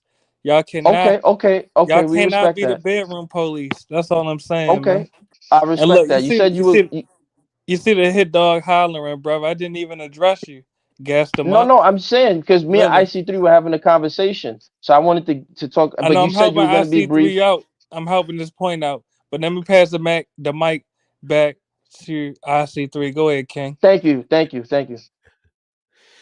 Yes, so we just expanded the conversation, Gassimo. You've made it even more complex because I was saying let's explore together the relationship between currency and culture, and then when you put in the Exactly, word currency and economy, culture. yeah. So I think this is my statement. I'm saying once you master the understanding of the relationship between currency and culture, or let's say that your economic success It's is tied in with your directly culture. no, your economic success is directly related to how you balance the dance but between culture and currency. I see Okay, so let me Something give you like this example. IC3. Did you notice, right? And my pardon me, brother Chuko. I'll stop at this just quick point. Did you notice? Did you guys ever notice this? And this is, me thinking uh on my wavelength. Isn't it funny that the only country that has, as best as I know, that has a currency in which the current leader is allowed to be on the currency is the so-called United Kingdom. Every other currency around the world, as far as I know, maybe North Korea, but every other currency that I know around the world has dead leaders on their money. really Yes. interesting. So What? my thing is That's a bit heavy. African. The stuff, brother. The stuff goes deeper. But my pause. But my point is that don't you think we need to start from there, from something as simple as currency redesign, right? Because if you Wow. think about it, most of the African currencies are actually printed, maintained, and manufactured in Europe. They're not even created in Africa. yeah. I I have to understand the research into that. That is a bomb, actually. but That's massive. actually here's the problem. The issue here's to the truth. The same African Americans, did we like Africans? Did we the dunk? Why is that Obama come here never talked about Africa? Never talked about what's going digital going in Obama is Africa. African, brother. He's not African No, American. I'm just saying the same. Why those African Americans because of black people never talk about what's going in Africa? Why don't they talk about it? That's the issue. No, brother, you're not telling the truth, brother. There's a literal whole back to Africa movement where you got African Americans moving in large numbers to Ghana, Togo, Nigeria, Sierra Leone, Kenya, South Africa, Ethiopia, etc., brother. But you see what I'm saying? I get you. But why is that? Just come here never talk about what's going on in Africa. Why is that? Well, brother, because we're American. I mean, did you forget that it was Africans, your African ancestors, that sold the ancestors of African Americans to the white man in America? So that's why African Americans are focused on America primarily because we're American. That's like asking a Jamaican, I know. why? Hold on, slow down, brother, and I'll mute up after this. That's like asking why is a Jamaican focused primarily on Jamaica? Nigga, he's Jamaican. Just like African Americans are American, brother. Yeah. But I'm saying, do you know the reason why Asia economy is doing so well? Because Asia work together. Doesn't matter what country Asia in, they all work together. That's why Asia economy is so well. That's the truth. We as black people are not working together. That's why our economy is going down to shit. If we all come together and do what Asian people are doing and the Middle Eastern people are doing, they all come work together. Same with Asia and the Middle East. They all work together as one. But we as black people are not united. That's a problem. And that's affecting us. You all, I so all mean, come and I agree with you, but the unity in Africa amongst Africans has to start in Africa. How we gonna have unity in a diaspora when we look to Africa and y'all letting the Chinese invaders take over? Y'all let the Indian and Lebanese and the Pakistani invaders take over. How we gonna unify with y'all when y'all letting the African Union headquarters be built by the Chinese? Really? I mean, I have to ask that with all due respect. I'll give you an example. One of my ancestral homelands in Africa, because I'm a mulatto, so I have different ancestral homelands, but one in particular is Cameroon. When we look at Cameroon right now, and shout out to Cameroon, I love all my Cameroonian cousins, and I'm gonna shout my tribe out. It's the Tikar tribe. But when we look at Cameroon, you got a war between the English speaking Cameroonians and the French speaking Cameroonians. How we gonna unify with Africans when y'all over there fighting over colonial European languages, brother? But can I show you why that happened? So what you said, and shout out to you. I'm happy that we able to keep it civil. So I really appreciate you, my Of brother, course. for real. So if you think about it, that part of Cameroon, that's the English speaking part of Cameroon, is where in Nigeria they call the Bakassi region. They were actually supposed to be a part of where we call the southern part of Nigeria. That's like the Akwa Ibom, the Igbo. They were supposed to be a part because remember it was northern. It was the political party was Zeke was something Nigeria something in Cameroon. They were supposed to be one party, but then of course these are the colonial games, like you said. We get caught up with nonsense. So technically, that northern part of Cameroon should have really like if the European really had if they really cared about Africa, they would have actually divided them along lines of people who had more cultural similarity. So the northern part of that Cameroon would have probably been better off being closer with the northern part of Nigeria. And No, I'm the not southern part disagreeing of with that. Cameroon, My bad. Go yeah. ahead. So unfortunately, no, I'm just saying that's what happened. But you can see the game. So I agree with you. Unfortunately, you ask an African leader to say, "Hey, look, let's talk about redesigning our borders so that we can have more cultural similarity and continuity, so we can get along, and then we can really trade and focus with each other, as opposed to seeing each other with skeptical eyes." No one will talk about that. They'll say, "Well, the borders are created. Let's just accept it." And it's like, damn. But here's the real problem: if Africa is to start to redirect, I mean, reconstruct her borders and things like that, that means that now Africa has to also pay attention to the fact that the Bank of International Settlements, the UN, and other governing bodies, SWIFT payment systems, they may not recognize these new reconstructed borders of Africa, which will stop them from being able to engage in what we call international trade.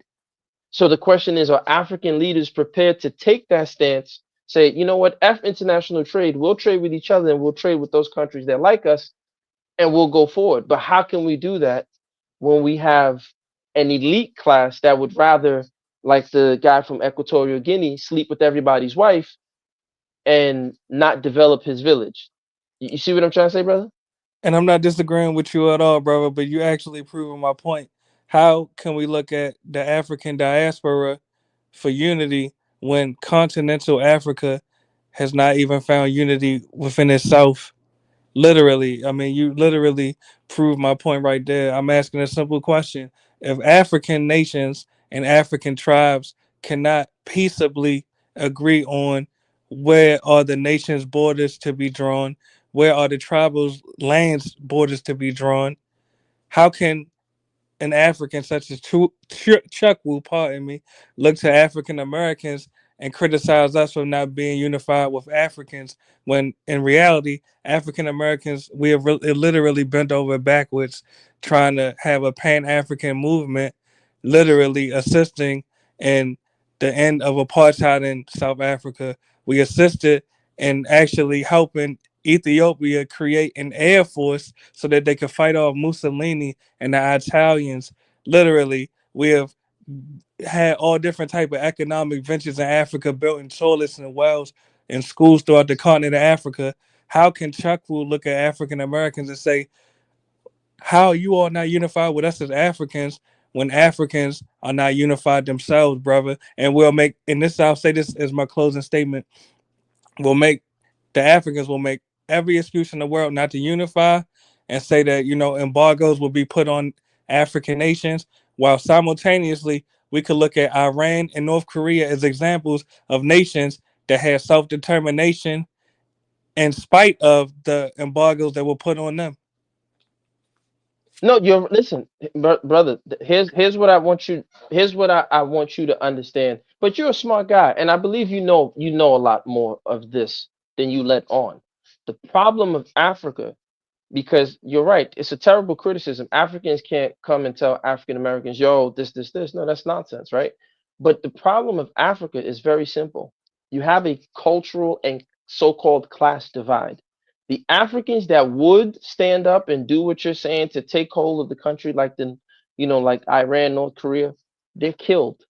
They're killed off. People like Fela Kuti, who say Yoruba people hate Fela. They hated him when he was alive. They didn't listen to anything he was saying. They didn't even. They called him a crackhead. They said he was a drug addict. They didn't listen to any of the shit that he was saying in his music. Like, yo, the country's gonna be messed up. This. They didn't pay him no attention. So the Africans who are on the continent who would be making those changes, they're ignored, they're abused, they're attacked, or they're killed, right? And so, unfortunately, I think there has to be a stronger coalition and cohesion between serious African Americans and serious Africans, particularly on the continent, to start to make, even if it's little pivots in the right direction. And unfortunately, that hasn't really happened. What has happened, like you said, you see maybe in Ethiopia where there's assistance, but then with every Ethiopia, you have like a Liberia where that was a total disaster, right? They came there and just tried to do nonsense. So I think what Well, really has to and happen is I have to the cut you there. I serious, apologize. Hold yeah, on, but the Liberia example and African Americans, we get a lot of bad rep for the Ethiopia example. I mean, pardon me, the Liberia example. But we got to tell the whole story. When African Americans arrived in Liberia, Liberians were literally still engaging in slave trading. That's a fact. So you had African Americans that the descendants of enslaved Africans. I mean, what were they to do? I'm just being honest. If we come into no, they Africa, did the right thing to stop the slave trade. No, I that's agree. my Listen, point. I have I have no problem. Again, remember, not every African, and I forgot to address that. For example, right now, the information is there. You can know largely which groups partook in the slave genocide. I don't even call it a trade. It's a slave genocide, right? You Yeah. have the Yorubas. The number one sellers of Yoruba people were other so-called Yorubas. That's why the Yoruba diaspora in Brazil, Cuba, Trinidad, Puerto Rico is all over, right? The number one sellers of Igbos were other Igbos, the Arochukus. So the people who resisted, who didn't want to partake in the slave genocide, they found themselves in Barbados. They found themselves, in other parts of the world. Like, wait on, what's going on here? So Africans betrayed Africans, but it wasn't like every group partook in it. Some groups don't have a hand. There's no record of them. So unfortunately, I think what I would say to some of my African American brothers and sisters is y'all got to learn to be a little bit more. I don't have to, but be a little bit more specific. The information is there now to point out, and shout out to Nakmeezy, at least he does that, to point out which groups were partaking in that slave genocide. The information is there. So don't let them bamboozle you. You can check which groups. Oh, the Ashanti and the Fanti, oh, they were very big time engagers in that slave genocide. The Fon, the Yorubas, the Oyos, very big time engagers in that slave genocide. The Arochukus, big time engagers in that slave genocide. So you can figure out which groups and who were the victims of these slave genocides. So Allegedly, unfortunately, just comedians, but okay, allegedly. allegedly.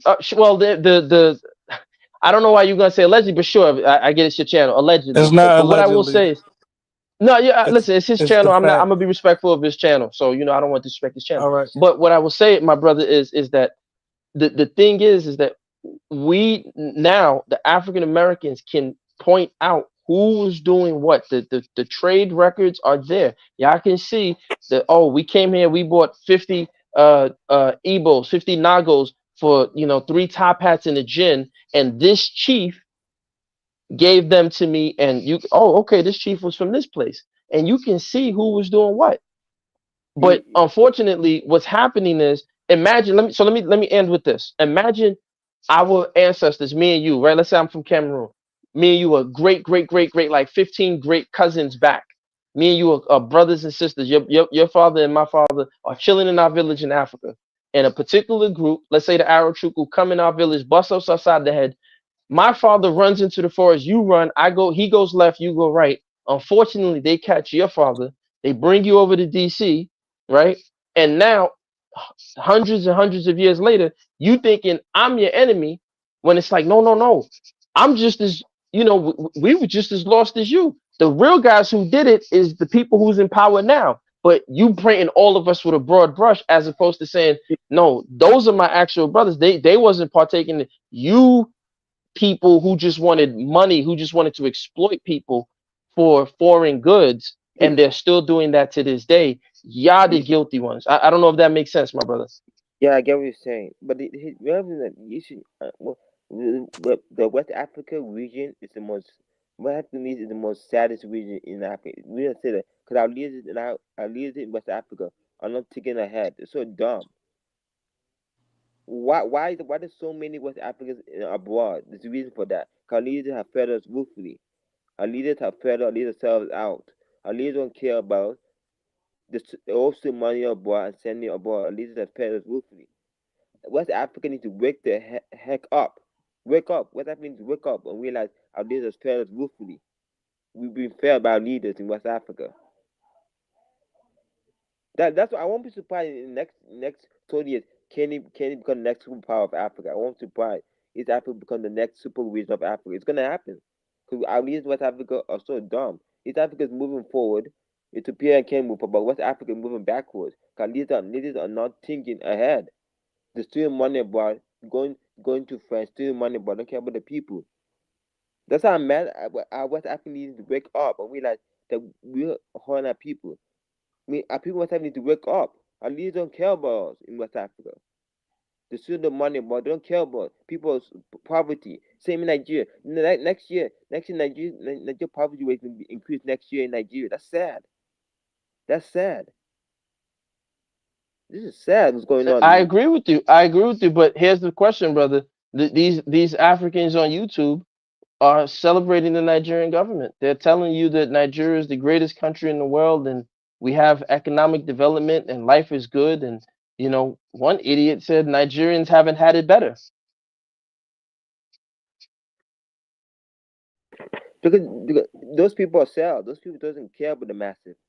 They don't care. Because those people may have somebody in politician. They connect. They don't care about the masses. They don't give a shit about the masses. They don't care if people are suffering in poverty. Because after we like to be oppressed. West African people love to be oppressed. They love to be oppressed. That's a fact. We don't want change. We love to be oppressed. That's why all politicians in West Africa treat like shit.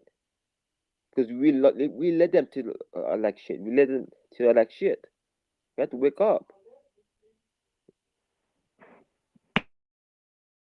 So IC3, are you there? I really want you to go talk further about Yeah, I know I'm you doing were some checking. research. You Yeah, were I'm doing looking some at the research. those Yeah. African. So I was asking you, did you notice that the only countries that's allowed, for the most part, I think maybe North Korea, and that's interesting because when you look at currency, in the old days, you put the picture of the current leader. So Yeah, when Caesar was alive, his face was on the coins. that's right. I That's find it right. interesting that now when a leader is alive, the face is not on the currency, but it's the face of dead men and Yeah, dead people. and that's And actually part of the law. Actually, the Americans are not allowed to have a mhm, living leader on the currency. I wonder why, but That's right. That's right. And it's only but there are about other 5. countries. The only countries that I know that has a current leader is the UK, Yes, and that's the only one. yeah. There So are so 5 others. Let me tell you what the 5 okay, are. tell me which other. Okay, let's Yeah, see. so it says here Brunei. The Okay, Brunei dollar features Sultan Hassanal Bolkiah, the current monarch okay. of the head of the state, and also So Brunei, okay. Thailand. Yeah, so Brunei. Then you got Thailand, the Thai Thailand, yeah, Saudi Arabia, uh-huh. Eswatini. That's Okay. formerly Swaziland. Where's that? That's Africa, Swaziland. isn't it? It's in South, yeah, it's in Africa. Swaziland. Eswatini now, yeah. No, that's, Yeah, you know what's interesting? Out of all those countries, if I'm not mistaken, Saudi Arabia, Brunei, because at one point Sultan of Brunei is the richest guy in the world, but that was, crazy stuff. yeah. But Brunei, Saudi Arabia, and you said another country, Thailand? Thailand and Thailand, Oman. okay, and Oman. I would Yeah. argue that most of the currencies, other than perhaps Thailand and Eswatini, their currencies are stronger than the US dollar. Check. See if their Yes, let currencies me are check. stronger than the US dollar. Yeah, Yeah, let me check the currencies actually. Yeah, that's right. That'd be interesting. 'Cause I that'd be remember that. very interesting. Yeah, let me have a look. Because the Thais keep their currency low so that the white boys can go in there and do all kind of crazy nonsense, right? Um, Allegedly. I don't want Kaizo's channel to have any trouble. But yeah, listen, this kind of conversation, our brain trust, our nucleus in Africa, this goes over their heads. They don't care about this. Kaizo, you're there. I hope you're there. If you had this kind of conversation about currency and just the imagery of currency and the importance of it, what do you think the current, administration in Kenya would say to us? I've tried to have this conversation on a Kenyan platform before. They told me I don't understand anything about economics. They shut me down. They believe in 19th century Milton Friedman sort of economics, and that's it. There's no expansion. As I mentioned before, our biggest issue is that we inherited systems that we barely have any connection to. We don't understand them, and also we didn't even evolve them. So here's the thing: how are we going to be adopting defunct, right, irrelevant systems when Dwight Man's even like, if you're going to be copycats, at least let's do it like China and just copy exactly the latest Dwight Man's systems. No, we copy 19th century systems. We don't understand those systems. We're literally in the world of modern monetary theory, right, whereby you can just print money if you want and then figure out the taxes afterwards. No, but we're still now doing things backwards. So my biggest issue is that these elites, um, they benefit, right, and they unfortunately are part of the cog in the machine that's actually holding us backwards rather than propelling us forward, and that is a travesty.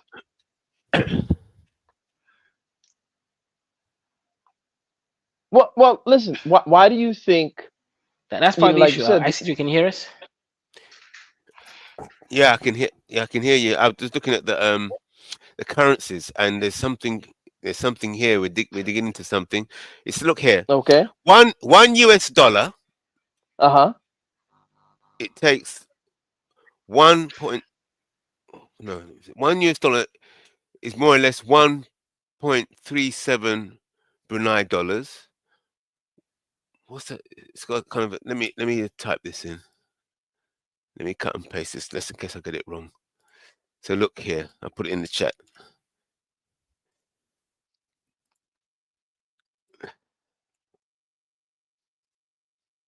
So you're saying 1 US dollar is equal to 1.37 Brunei dollars. So it seems the Brunei dollar is stronger. 1 US dollar is equal to 30. So the dollar is stronger than the Thai baht. And 1 US dollar is equal to 3.775 Saudi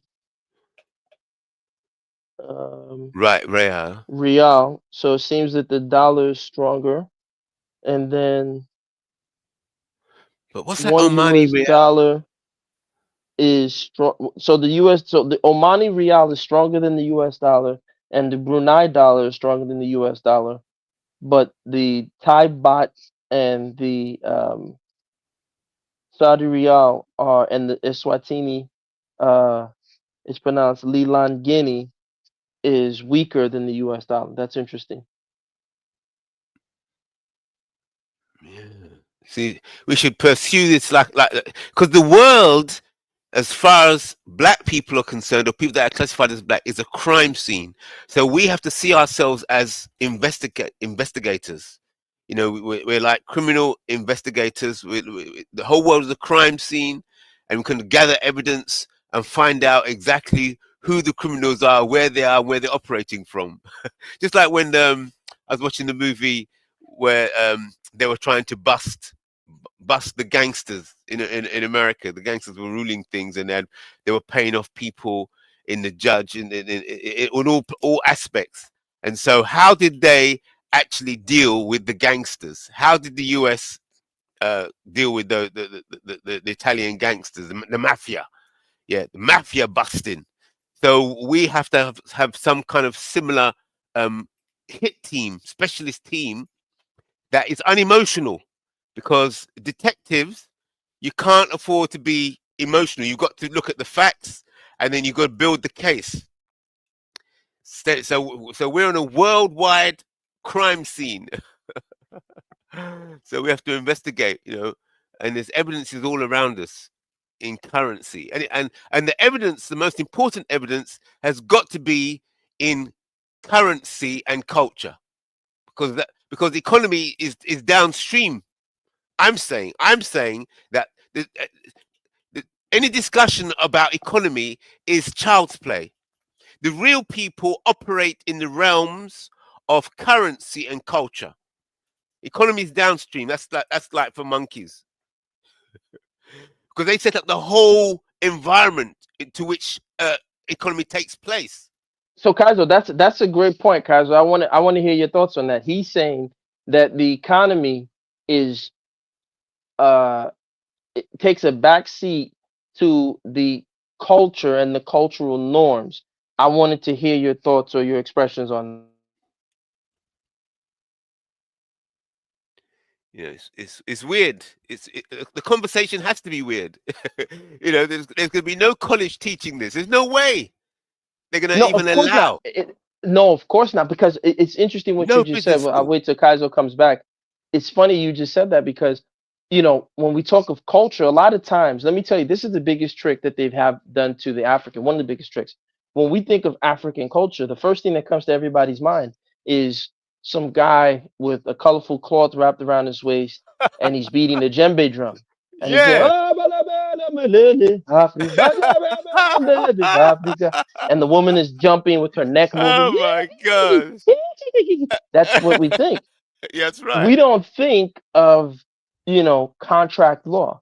We don't think of swift justice. We don't think of standards and enforcements. We don't think of any of the things. Then when we think of, a Mzungu, we think of consistent law, rule of law. We think of rights of man, so-called Yeah. Enlightenment traditions. But the truth of the matter is that African languages are full of many examples of these same standards that you see in Western society, even if it's on a rudimentary level. But the problem was they were never expounded or expanded upon once we engaged and once we encountered the Mzungu. So if you compare us to the Japanese said, hey, Commodore Perry was able to attack us and blow up our ports. Never again. As a matter of fact, the Japanese, when the Portuguese came and brought Christianity, they killed all the Christians. They blocked off their ports because they said they don't want any more guns. They said, we don't want that type of culture because we're going to have the wild, wild west. So they Yeah. said isolation, right? Yeah. And Perry came in and blew up their ports and said, you mother effers are going to play ball in the global market. So the Right. Japanese said, never again. They embraced hardcore industrialism with the Meiji Restoration, and they were able to compete on a global scale. But ironically, they still maintained a lot of their culture, right? I believe Japan is Shintoism, right? If I'm not mistaken. Yeah. Yeah, right. So they still maintain a lot of their culture. And if you look at a lot of the things that they did as they engaged with modernity, they still brought some of their cultural values. If I'm not mistaken, in America or in the West, a woman is pregnant for 9 months, but not so in Japan. A woman is pregnant according to the lunar calendar because that was their culture. So you Oh. can see even in their language, for example, I mentioned this to Africans and said, Kaiser, are you there? Because I don't want us to ramble. You not there, Kaiser? Kaiser, you there? Yes. Okay. See, okay, I thought you. All right, maybe you're busy Yes. making a sandwich or something. All right, cool. So, Kaiser, I wanted to hear your thoughts on this. The African, you're a science guy. What do you think would have been the difference had you learned physics, chemistry engineering and biology in your native Oromo language, how do you think your approach to those disciplines would have been as opposed to the way they are now? Yeah, well, that's a good question. That's a good question.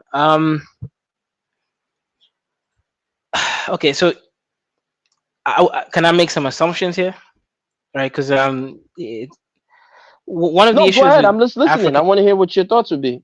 If you development. learned it in Oromo, your discipline, Mhm. you're a brilliant guy. You know how to do medical. You can read chemistry and create drugs from thin air. If you learn how to do that in the Oromo language, what would your approach be to those disciplines? Yeah, this is kind of interesting, right? I don't think I can answer your question on the approach because I'll have to sit on that question for at least a couple of days to really give a valid answer. But I can begin to answer it. So let's say that language you just mentioned, right, Afan. One thing that I've noticed about African languages is that they actually the words that they choose to create differentiation for happen to be part of the culture. I'll give you an example. I mean, this is very basic, but it's just I'm trying to build an image here, right? In English, right? When you go to and ask someone, hey, would you like some water? People people assume, right? Um, People assume that you want drinking water. It's just an assumption, right? If, oh, can I have some water? You're on a table. That's their culture. In Africa, there is no assumption that you want drinking water because water is used for so many different things, right? Ablution, if you're, certain um, ablution, if you're from certain what do you call it, religious sect. It's utilized for just cleaning in general, and also drinking water. Right? I'm just saying here in Africa specific, I want drinking water or I want water for something else. So if you had learned science, right, and you start using an African language, what would have the differences would have been is the focal point on these subjects, right? Subject would not have just gone towards um, non-sustainability, for example, right? Because sustainability is a huge component of African languages, right? We are part of the nature. We don't separate ourselves from it. So when you make these very, very crude separations, you end up having what we have today, which is global climate change, whatever it is that they're talking about. Because for them, they linked their, let's say, their bottomless pit, right? Even if you look at the Bible, right, there's certain descriptions like hell is a bottomless pit. That's talking about the conceptualization of a barren land in Europe that is, it's just a pit of bottomlessness. No matter how much resources you have, you can never fill it. So they're just talking about it from their own perspective. So in Africa, we don't have those concepts, right? We don't have a bottomless pit.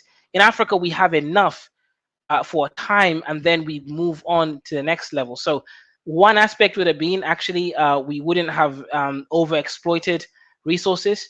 We wouldn't have had hyper extractionism. We would have definitely been more broad-based sort of economic sort of thing. Again, this is assuming a lot of different things. Can we be as organized? Can we make it happen? But I believe But if we but could Kaiser, I think be organized I think if we step back, and we I could think if speak we our step back, language. Go yeah, ahead. go ahead. Sorry, I didn't mean. Yeah, I think if we could be organized, and I think if we were focused and we're able to sort of tackle these problems head on using our own languages, we would not be where we are, where we're just inheriting things that we don't even understand culturally.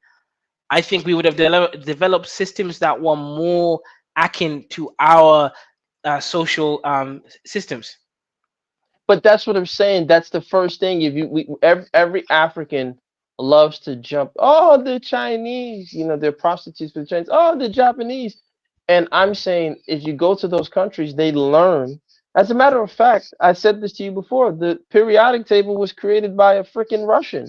It wasn't Yeah, created Mendel. by an American or a Brit. You know, calculus, for all accounts and purposes, many of the elements of calculus, we're now finding out that he had his hands on manuals, Sanskrit manuals that they took from India, and that helped Hmm. Newton create, the idea of the differential, integral, and what we call calculus today. right? So my point is that in those countries, they are learning the sciences in their language. And it is impossible for Africa to really, and I told this to you years ago, I said, when we look at modernity, none of the modifications or any of the, new avenues have come from African thought, right? Now, they may have come from Africans in the West, but not one African has come up with anything that says, for example, now, before the old ways, IC3, if you remember, they used to say 3 square meals a day, but now they talk about intermittent fasting. But all throughout African culture, you saw people doing intermittent fasting, right? Yeah, you know If what? you go This to, is yeah, go ahead. so gas. Yeah, what you're saying is true. Now, obviously, I would like to push back and say there have been African, and I guess from the West and also in Africa, who have added value. The issue is they've not been distributed, right? Like let's say in obscure channels like this, where Africans are ideating and creating contextual sort of analysis and adding to the knowledge, but it's not distributed, right? Only 500 people will watch it, for example. So they exist, but I get your point. They don't reach cultural relevance or sort of written in the great books that Dwight Man reads. Because we've talked about these things Well, here okay, before. so let me give you an example. So for right now, listen, there was a kid, I believe he was from your neck of the woods, East Africa, if I'm not mistaken. He found out, if I'm not mistaken, that boiled water freezes faster or something like that. There was that whole thing he found out. Matter of fact, let me just quickly Google it. I can't remember his name. But he wasn't formally educated in any school system, right? And my point is to say that if I go to the any African country today, what because in order to create groundbreaking new technologies and discoveries, you have to have funding. I've said this before that Nigeria is running a budget deficit of $10 billion. Their income is 20 billion. They don't even have enough money to feed the children in that country. Where are they going to get the money to put for scientific breakthroughs? So on another platform, right? I won't say the names, people get in their feelings. Some people were bragging that, oh yeah, we made breakthroughs, and we did all this. And I told them, I said, what breakthroughs? The only reason why you're having some, luck with the vaccines is because the World Health Organization and Gavi gave you those vaccines for nothing. They gave you the vaccines free. Africa has not even invested in ways of, vaccinating her children. But I don't want to talk about vaccines now, right? That's a whole slippery slope. My point is that I can concede a little bit that yes, some of the ideas are not, dissipated properly to where there's a breakthrough and someone doesn't get it in, let's say Kenya, doesn't get to South Africa, get to Nigeria. But what I'm saying is this, is that when we talk about charcoal, for example, ancient African women would wake up in the morning. I believe in your neck of the woods, they call it a miswak, right? Our people call it bako, right? Or chewing stick, right? They would wake up, they get the chewing stick, get some salt, some charcoal, grind it down, and clean their teeth with it, right? You brush your teeth. Now, when we were doing that, we were dusty, savage animals. How dare we do this, right? Now, mind you, all the missionary reports all marvel at how strong the African dentures are. The teeth are white, and they're all impressed at how strong our teeth look. This is what they're saying from their missionary reports, right? Only to find out now, IC3, you go into your local, Costco, you buy Colgate, they're putting charcoal or some sort of charcoal, synthetic inside the toothpaste. And they're profiting from it. Yet they told us our grandmothers were psycho and insane for using charcoal to clean their teeth. So what I'm saying is the African hasn't even contributed to modernity in a capacity. And I believe part of the reason why is we don't learn it in our language. So I will end with this. It's the most shameful thing and most painful thing that Africans want to translate the Bible in their traditional languages, which they have en masse. Yet I have not heard one African say, "Hey, we're going to bring," and Kaizo, you should do it. You know, maybe host a show. And I'm sorry, Oromo is not your traditional language. I thought it was. It's not. Is it Oromo? What's your traditional Yeah, language? it's uh, It's it's Oromo. it's Okay. and it's also Wanga. Yeah. Wanger. Okay, yeah, because somebody said that you're a Bantu Kenyan, you're not Oromo. All right, cool. So Wanger and Oromo, whatever your traditional language is, host the show and let everybody contribute. I'll donate. Let's give Kaiser as much money as possible. Let's hope he's honest, right? And let him work with some linguists and some people who are real good at language and start to translate STEM principles and STEM texts into Wanger and Oromo so he can, dissipate that information in his village. You'll be shocked that the person that we once thought was a dusty, low brain IQ person, now when he hears Bernoulli's principle, when he hears atomic theory in his language, his input might be a breakthrough that the world has been waiting for. This is just my opinion. Okay. Good Can point. I? Good point. Yes, Go I'd ahead. like to. I'd like to back up that point that you're making there, Gaston. 100%, very important. Because I feel that's why I was always wondering why the British are always so generous with their education. We're educating.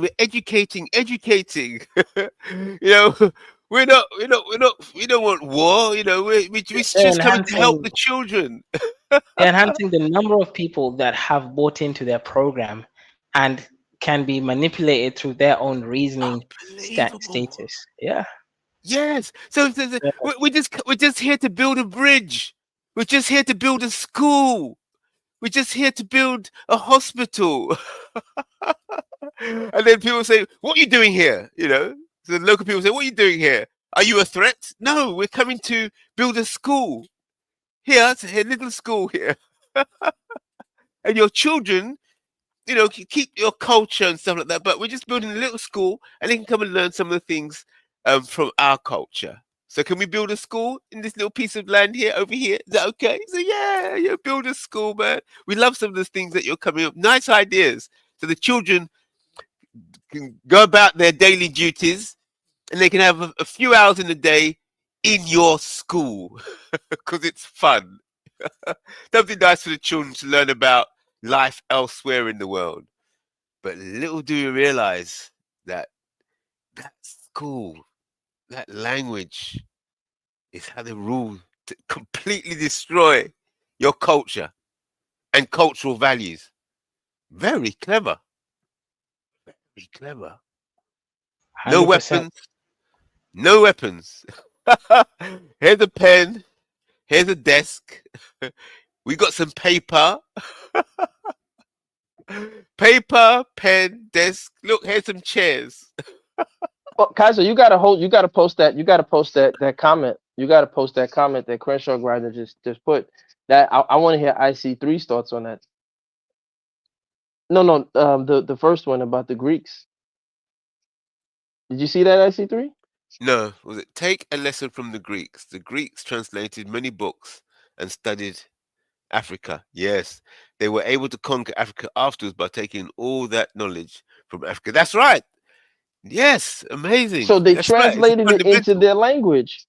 Yes. Yet Africans want to speak the Queen's English better than the Queen. King's English now. And King's English. And the perfect proof is that Nigerian swirler that you see as the prime minister there, whatever she is. I don't know what she is. That girl that y'all got. And I'm telling you, she's what? What is she? That's what you said, something? I was gonna say, actually, this is kind of interesting. Every time I'm in Africa and people mention about my accent, right? Usually when they comment or compliment my, the way I speak, it's not because they think I'm proficient in a language and they appreciate that. Is that they think there's something magical about the fact that it's English. Right, and I'm just like, no, I'm speaking the language that I use as an orator, at the highest level that I can because I want to be clear and concise. If I could speak Kiswahili in this level, trust me, if I was raised in Kenya 100%, majority of my life, I would speak Kiswahili and any other language perfectly as well.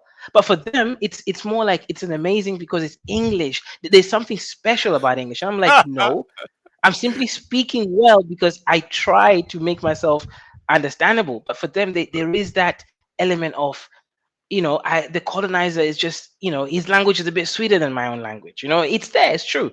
It's real. Yes, but Like, I it's think very real. I think the way we've got to counter this, by saying it's not going into denial mode. There is something sweeter and more magical. It's not just the English. It is. It is. I don't. It is special. Why? Because it has a charge on it. It's like an electrical charge. It's like magnetism. So the language, it's like Hollywood. Hollywood is just the word has charge in it because the value has been added to that word, just like the value is added to a currency. So what's that terminology? They say the sum of its parts is greater than the whole or something. What is that terminology? Have you heard of that thing? Yes, go ahead. Is greater I've heard of it. Yes.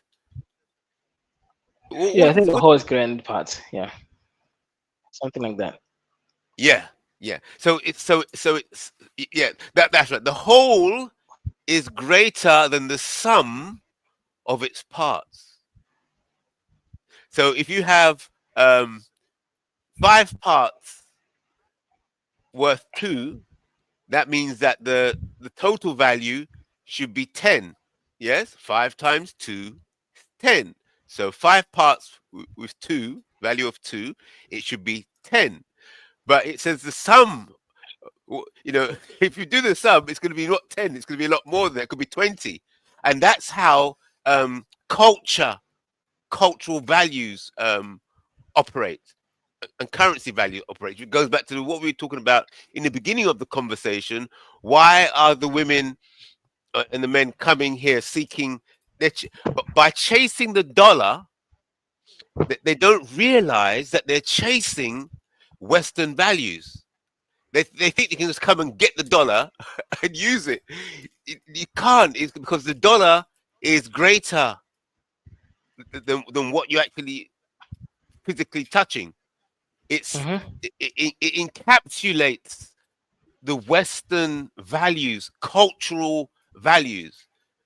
So if you're chasing the dollar, you and you're using it, it is negatively impacting your culture. Makes sense. That may sound, No, it makes a lot of sense. No, what you just said is perfect. But again, the reality is that we can wax on poetically all day, but if our elites, you know what they'll say? I think that the problem is our elite class are much too lazy. For them, the work of fighting to have a strong currency, the work of fighting to not be an import dependent economy. And I'll say this, and I know Kaiser doesn't always agree. I don't even think Africa should worry about exports, because the truth of the matter is that unless we can force them, and out of sheer necessity, the West will never import products from us to the point that it will empower us. That's just not their MO. Because if they could, they would. I agree with that. Don't worry. I'm just my main argument is that we can, we have to be strategic, similar to Russia, and create products that are just universally, necessary for survival, that they have to, and everybody else has to, including us, to ourselves. Well, you see, but you've gone on there. I want to challenge you, because I think if we challenge each other, we can start working out where the weakness is. I'm going to challenge you by saying, you're saying create products. By saying that, it's moving back to the production again. The solution is in producing the right thing, and it's not. I'm challenging. I'm saying no. It's not in focusing on products. What is the right product? What it is, when you focus, when the people, even yourself, focus on producing what you want to do. You're not trying to get, you're not thinking about the market. You are just being yourself. When you or people are just being themselves, there's no effort needed. You just, things will just was emerge. Things will emerge as a result of you being yourself. So, for example, if a group of people, they find themselves stranded in a desert or forest or whatever, they work together on how to survive. They're not thinking about making products for sales. They're working together on how to relate to each other, solve problems amongst themselves, right? Survive in the environment that they're in, find food in the environment they're in, and as a result, and also note down and memorize the dangerous animals or dangerous poisonous plants. So just developing the culture over time. The first thing they'll do, that they'll start to develop certain rules. Don't go over there, or if you see this kind of animal, you got to teach your children. If you see this kind of animal, it has this danger, or this insect. So therefore, the rules of the culture start being formed of how to survive in the environment that you're in. So those rules are start to be constructed, and then the rules that start to be constructed over time to do with survival. Then there'll be other pleasures that, say, oh, this really tastes nice. Oh, you can eat this. And they'll say, well, to start to serve this on the table. Then, so all of these things start to form the culture, the way of life. And then what happens is, when it develops to a certain level, and you get large enough, because then the population increases because they're healthy, they're not dying from poisonous plants, they're not eaten by dangerous animals, so therefore the society prospers, and as it's prospering, it becomes more, it's more fertile as a result, because there's more babies, everybody's eating well, and so you're expanding. Then the stranger comes along, and they have their own economy, and they say, what is that over there? We love that. We like the taste of that food that you have amongst yourselves. Oh, we like that cloth that you've been using amongst yourselves. We like this, we like that. But all this and that was not produced for them to come and buy it. It's just expression of yourself. And then it moves into the exchange rate. Well, okay. Well, you like this, this, and this, and this. We only been producing it for ourselves because it's part of our culture, and you want some. we have been to. But IC3, yeah. But IC3, remember that I love your analogy, but remember, this is the Adam Smith, wealth of nations, how trucking and bartering would exist, right? Particularly amongst nations, and then this nation should specialize in their goods and all these Pareto efficiencies and all these economic theories. But if we look at the history of our encounter with Africa, one, how can I put it? Africans never really engaged in trade. And what do I mean by that? I mean that big statement. Yes, right. So what do I mean by that is, a lot of times people have this assumption that they were in their African village. And I would go to Kaiser, you want five wraps of ugali? And he said, no, I want 3. Okay, I'll give you 3, and you give me, half a sack of fish, and we would exchange. And again, this is the assumption that in a intra-local village, all we did was spot trades. But these are poor anthropological assumptions. Right. So when you think about it, Kaiser and I would be related. You don't do business with your cousins that way. You don't do business with your family that way. A lot of times in most African villages, I hate to generalize, right, for the lack of a better term, but what you saw is people had, and that's what they make fun of, oh, subsistence farming.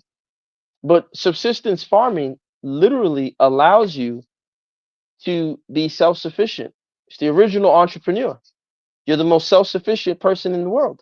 You don't need a state handout. You don't need a community government handout. You don't need any of those things because you can literally go to your farm and feed yourself. And ironically, that actually proves. So when you hear people say something like, oh, prostitution is the world's oldest profession, I said, no, that's their oldest profession because our women didn't have the social conditions to have to prostitute themselves. What woman would sell herself for 3 yams when she can go out and collect some wild, grains and some wild tubers, and she can go to, there's no property, right? She can go to any stream and collect some fish. She can set a trap and get some animals. So she's not selling herself for any, and there's no currency. What currency is she selling her body for? There's no central bank clearinghouse that she's gonna, you get what I'm saying? But Africans don't even assume that. They just go along with it. Yeah, prostitution was old profession. So they assume that historically, sometime in the 1400s, African women were just busted wide open for any man who brought 6 yams, and it's like, this is dumb, So I'm only pushing back to say that could we have a society in which Africa is totally intra-dependent? That is Africa for Africa, like Marcus Garvey said. We are consuming our own culture. We are consuming our own items, and we are striving to be self-sufficient as possible, not because we are against trade and the global system and the game, but because we've realized historically they have never played fair. And it seems that in their system, we are only going to be allowed in the game as elementary or base level inputs. We can only be raw materials. They don't want Yeah, to import finished petroleum from Dangote's refinery in the United States. They will if they have no choice, but their right. first choice is to just take the raw crude oil from Nigeria and sell it back to us. They don't want to take finished chocolate from Ghana. That's They right. will if they Because have that's no added choice. value. Yeah, because that's the added Exactly. value. Yeah. Yes, It goes back, now they yeah. Added will value. they We don't will want the do value. that. They don't. They will do it if they have no choice. But Yes. we don't have the military to compel them. So I say, as opposed to us trying to waste our time trying to play that international game, we're not going to win. I liken it to this. If I took a group of carpenters, some of the best carpenters in the UK that landscapers, overall handymen, and I put them to play basketball against LeBron James and the All-Star team, what do you think would happen to them? Mhm. Yes. Right. Yeah. They would Well, lose, right? yeah. They Because would it's not get their destroyed. speciality. Yeah, it's not their speciality. But if I took LeBron James and his All Stars, hey, listen, I need you to go, thread cable, run wire, get the amps fixed, do this, break down this plumbing stuff and all this other stuff. You think they could beat those guys? Mm. No way. So what I'm saying is Africans have to learn to play their own game and specialize in what we're good at. We're not going to be good at giving them final products. The only final product they want to consume from us is bullshit culture. Jollof rice. We Yeah. bang the drum. We shout. The women and they scream and all So, that so other would you agree bullshit. with this then? Would you agree with this then that I'm going to make this statement and then we'll see what you think. Right. So the solution is the correct, balanced, understanding the correct balanced relationship between and getting a balance between relationship between currency and culture. Right. If you stop focusing on economics and start focusing on currency and culture, right, then your thinking, your solution mind will operate differently. If you're thinking about economics, right, you start thinking produce, got to produce, and who's going to be buying it, and throw that aside for a moment, and just think currency and culture, then the mind should go blank because it's a whole new realm. It's a whole new realm that nobody's discussing there. But that's the realm where all the people that are running the world, that's the room that they're in. They got you running around chasing their currency, chasing and all this and democracy and this leader. Just throw that all aside and move into the realm of what actually is currency, what increases the value of a currency, what decreases it, and how is that related to culture. I'm saying culture is what increases the value of a currency, and weak culture devalues the currency. So basically, you're saying that right now, African cultures are on life support. And that is why African women are in the UK abandoning African men, because That's there's right. nothing for them in terms of culture. And again, she's the prime minister now, right? The girl, whatever, the Nigerian girl? Oh, the Nigerian girl. No, she's head of the Conservative Party. Kemi Yeah, Badenoch. whatever she is. Yeah. Whatever her name is. She is the template for the Nigerian future. Listen, Yes, they put that's this right. stuff in That's right. in their Right. films. Do you She's the remember ultimate. yes, you saw the movie The Matrix, the last one that just came out. If you saw Yeah, that film, that's right. you remember, Oh my you see God. it. The two Yeah. women were lesbians, and Morpheus is Oh my dead. He's just a God. computer avatar. They've killed Morpheus, so that's their future. The black man is dead. He's out of here. They don't want the black man, and they want the Yes. black woman either swirled with them or Yes. in this, and there's nothing wrong. No disrespect to anyone's sexual choices, but that's what they want. They don't want black men and black women having any meaningful interaction. So what they do is they target the culture. And so I'll give you a perfect example. What you just said. I saw a CNN report I was supposed to share it with some friends. I'm gonna go find it again.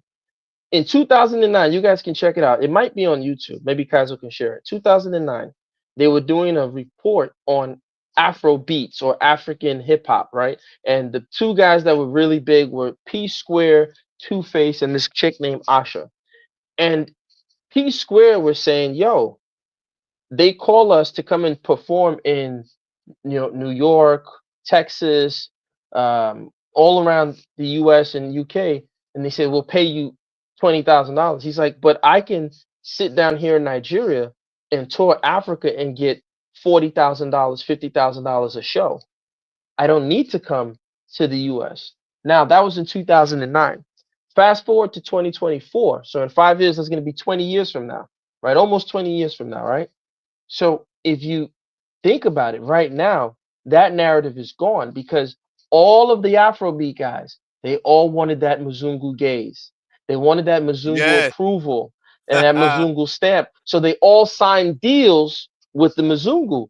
Now, That's Burna it. Boy a few years ago said, oh, I don't even make money in Nigeria. I only perform in Nigeria for fun. And that's why the Afrobeats music now has nothing like Nigeria last summer or this summer. They were striking. They were protesting against the government.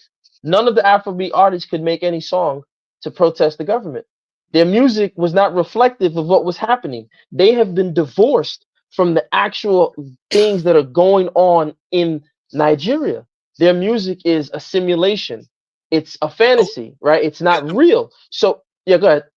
Yes, just to expand on that point you're making. So just imagine if those musician artists, they saw that their music was actually a part of Africa, was actually, and so in other words, when they're doing their stuff, they wouldn't go and tour America. You have to come. You No, have to but they pay. they You were have to already come to doing Africa. that.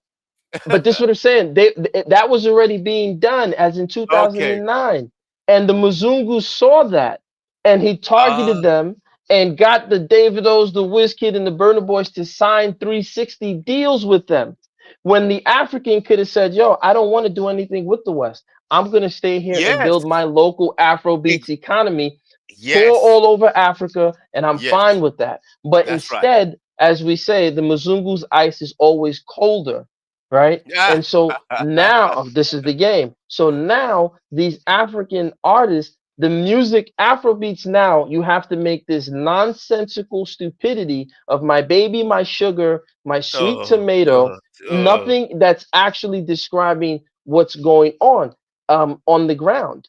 Yeah. I remember I was in Nigeria this summer. I was listening to P Square's one of their first albums, and they were talking about their issues with the police pulling them over. They would never make that song now, Right. because when you subject your music to the Western gaze, to the Western commodity fetish, what ends Yeah. up happening is the Western ears don't want to hear your local problems. Exactly. And The therefore Western you're ears, changing your product to suit them, exactly. So you and then must change your destroy. culture, That's right. And you're destroy it. chasing the So now currency. you, You're that's you chasing the change your currency again. currency. So you Yes. leave the naira and you search for the dollar, Yeah, and that is exactly. And where then we are that today. destroys. That's right. That That's it. destroys the And naira. and Dangote is proof that you don't have to do it, because had they stayed with the naira, Dangote doubled his net worth. He's 28 billion. And the Mzungus were trying to frustrate him with their agents locally. They even threatened his life. Their Nigerian agents have been trying to frustrate Dangote, but he's persevered. Now he's worth $28 billion. He doesn't make his money in America. He makes his money selling to Africans, and their Right. weak African currency has still made him, the velocity of commercial activity has still made him worth 28 billion. Can you imagine if the Nigerian artist had said, you know what, we are not signing anything with the West. We're going to be Yes. like K-pop. We're going to Yes. keep it local. We're going to do our tours in Africa, and we're not selling out. Yes. Unfortunately, the brain trust of Africans will never go along with that. If you talk to them about this, they'll get angry. And right now, Afrobeats is currently controlled by the West. None of the African in the old days, an African kid, particularly from the ghettos of, let's say, Lagos, there was a ghetto called Ajogunle and Mushin. These kids could make, a living by being a musician. I'll show you something interesting, IC3. Your parents, your background is Jamaica, right? Yeah. Now, in a But far proper, enough back as Nigeria. Nigeria. yeah, no, of course. No, listen, you're an African, brother, but I'm just saying, like, I just want to show you a parallel. So now, look at this, brother. In Jamaican culture, the musicians, 99%, 98% of the musicians in Jamaican culture come from the slums. They come from Spanish Town. They come from Gaza, Gully, wherever, right? That's where they come from. You will never see the son of a rich Jamaican say he wants to leave his father's enclave and become a musician. That will never happen. Ironically, that used to be the case in Nigeria. Most of the musicians were poor children who used music as a means of escaping their environment, and they criticized the government and they described what was happening in their local environments. The guys starting with people like D'banj, their parents were rich. They left Nigeria, got to the UK. They failed in school because their parents spoiled them in Nigeria. So they dropped out of school. They said they wanted to make music. So ironically, the now that space that the poor Nigerian children had to even feed themselves and escape poverty has been snatched from them by the elite Nigerian children. So look at Davido, his father's a billionaire. Wizkid's father was well-to-do. The band's father. You no longer see poor men or poor children in these ghettos have the opportunity to use their experience in the ghetto to sing about that for local Nigerians to consume so they can leave the ghettos. That's gone. Now it's only the rich men's kids who can make Afro beats, and mostly all those UK kids. So again, like you said, culture, that chick who's in charge of the Conservative Party, she is the future. This is the future of She is the African, particularly planned Nigerian future. culture. The white Well, supremacists have their own plan, then we have to have our well, alternative plan. well, you saw Let them saw how plan. I was. No, IC3. Listen, you saw how I was attacked, and I was moved to the back of the chat by somebody. You know what I'm saying? Just for mentioning these things. You see the Right. bullshit, right? You know what I'm saying? So this is the hostility you face when you mention it. Then they come on here and they get angry when you point this type of shit out, and it's like But no hey, one wants to talk about it. but how about this? You see that you see, just like the relationship between currency and culture, values and culture, you see, you have to be able to show an alternative, but at the same time not cause them to lose face. So I mean, like in Japan, you see sometimes change for the better, for the physical better, that is obviously better, can cause you to lose, can damage the ego, can damage the pride. So it's difficult to manage. It's all about change management, advanced change management. How do you change a people, make the change, and at the same time not damage the ego? Because the ego is part of the self. The pride is part of the self. So to make a change without the conservation of my pride, of my ego, is to kill me. That's why people will kill you. They will literally kill you. No, listen, I agree. Well, we're talking about, even reason, I agree. think. I agree. That. No, listen, I agree. But I will say this to you, my brother. In Japan, the Meiji Restoration, in old Japan, in medieval Japan, a samurai could kill you if you were low class with no consequence. And the samurais resisted that. The samurais were not happy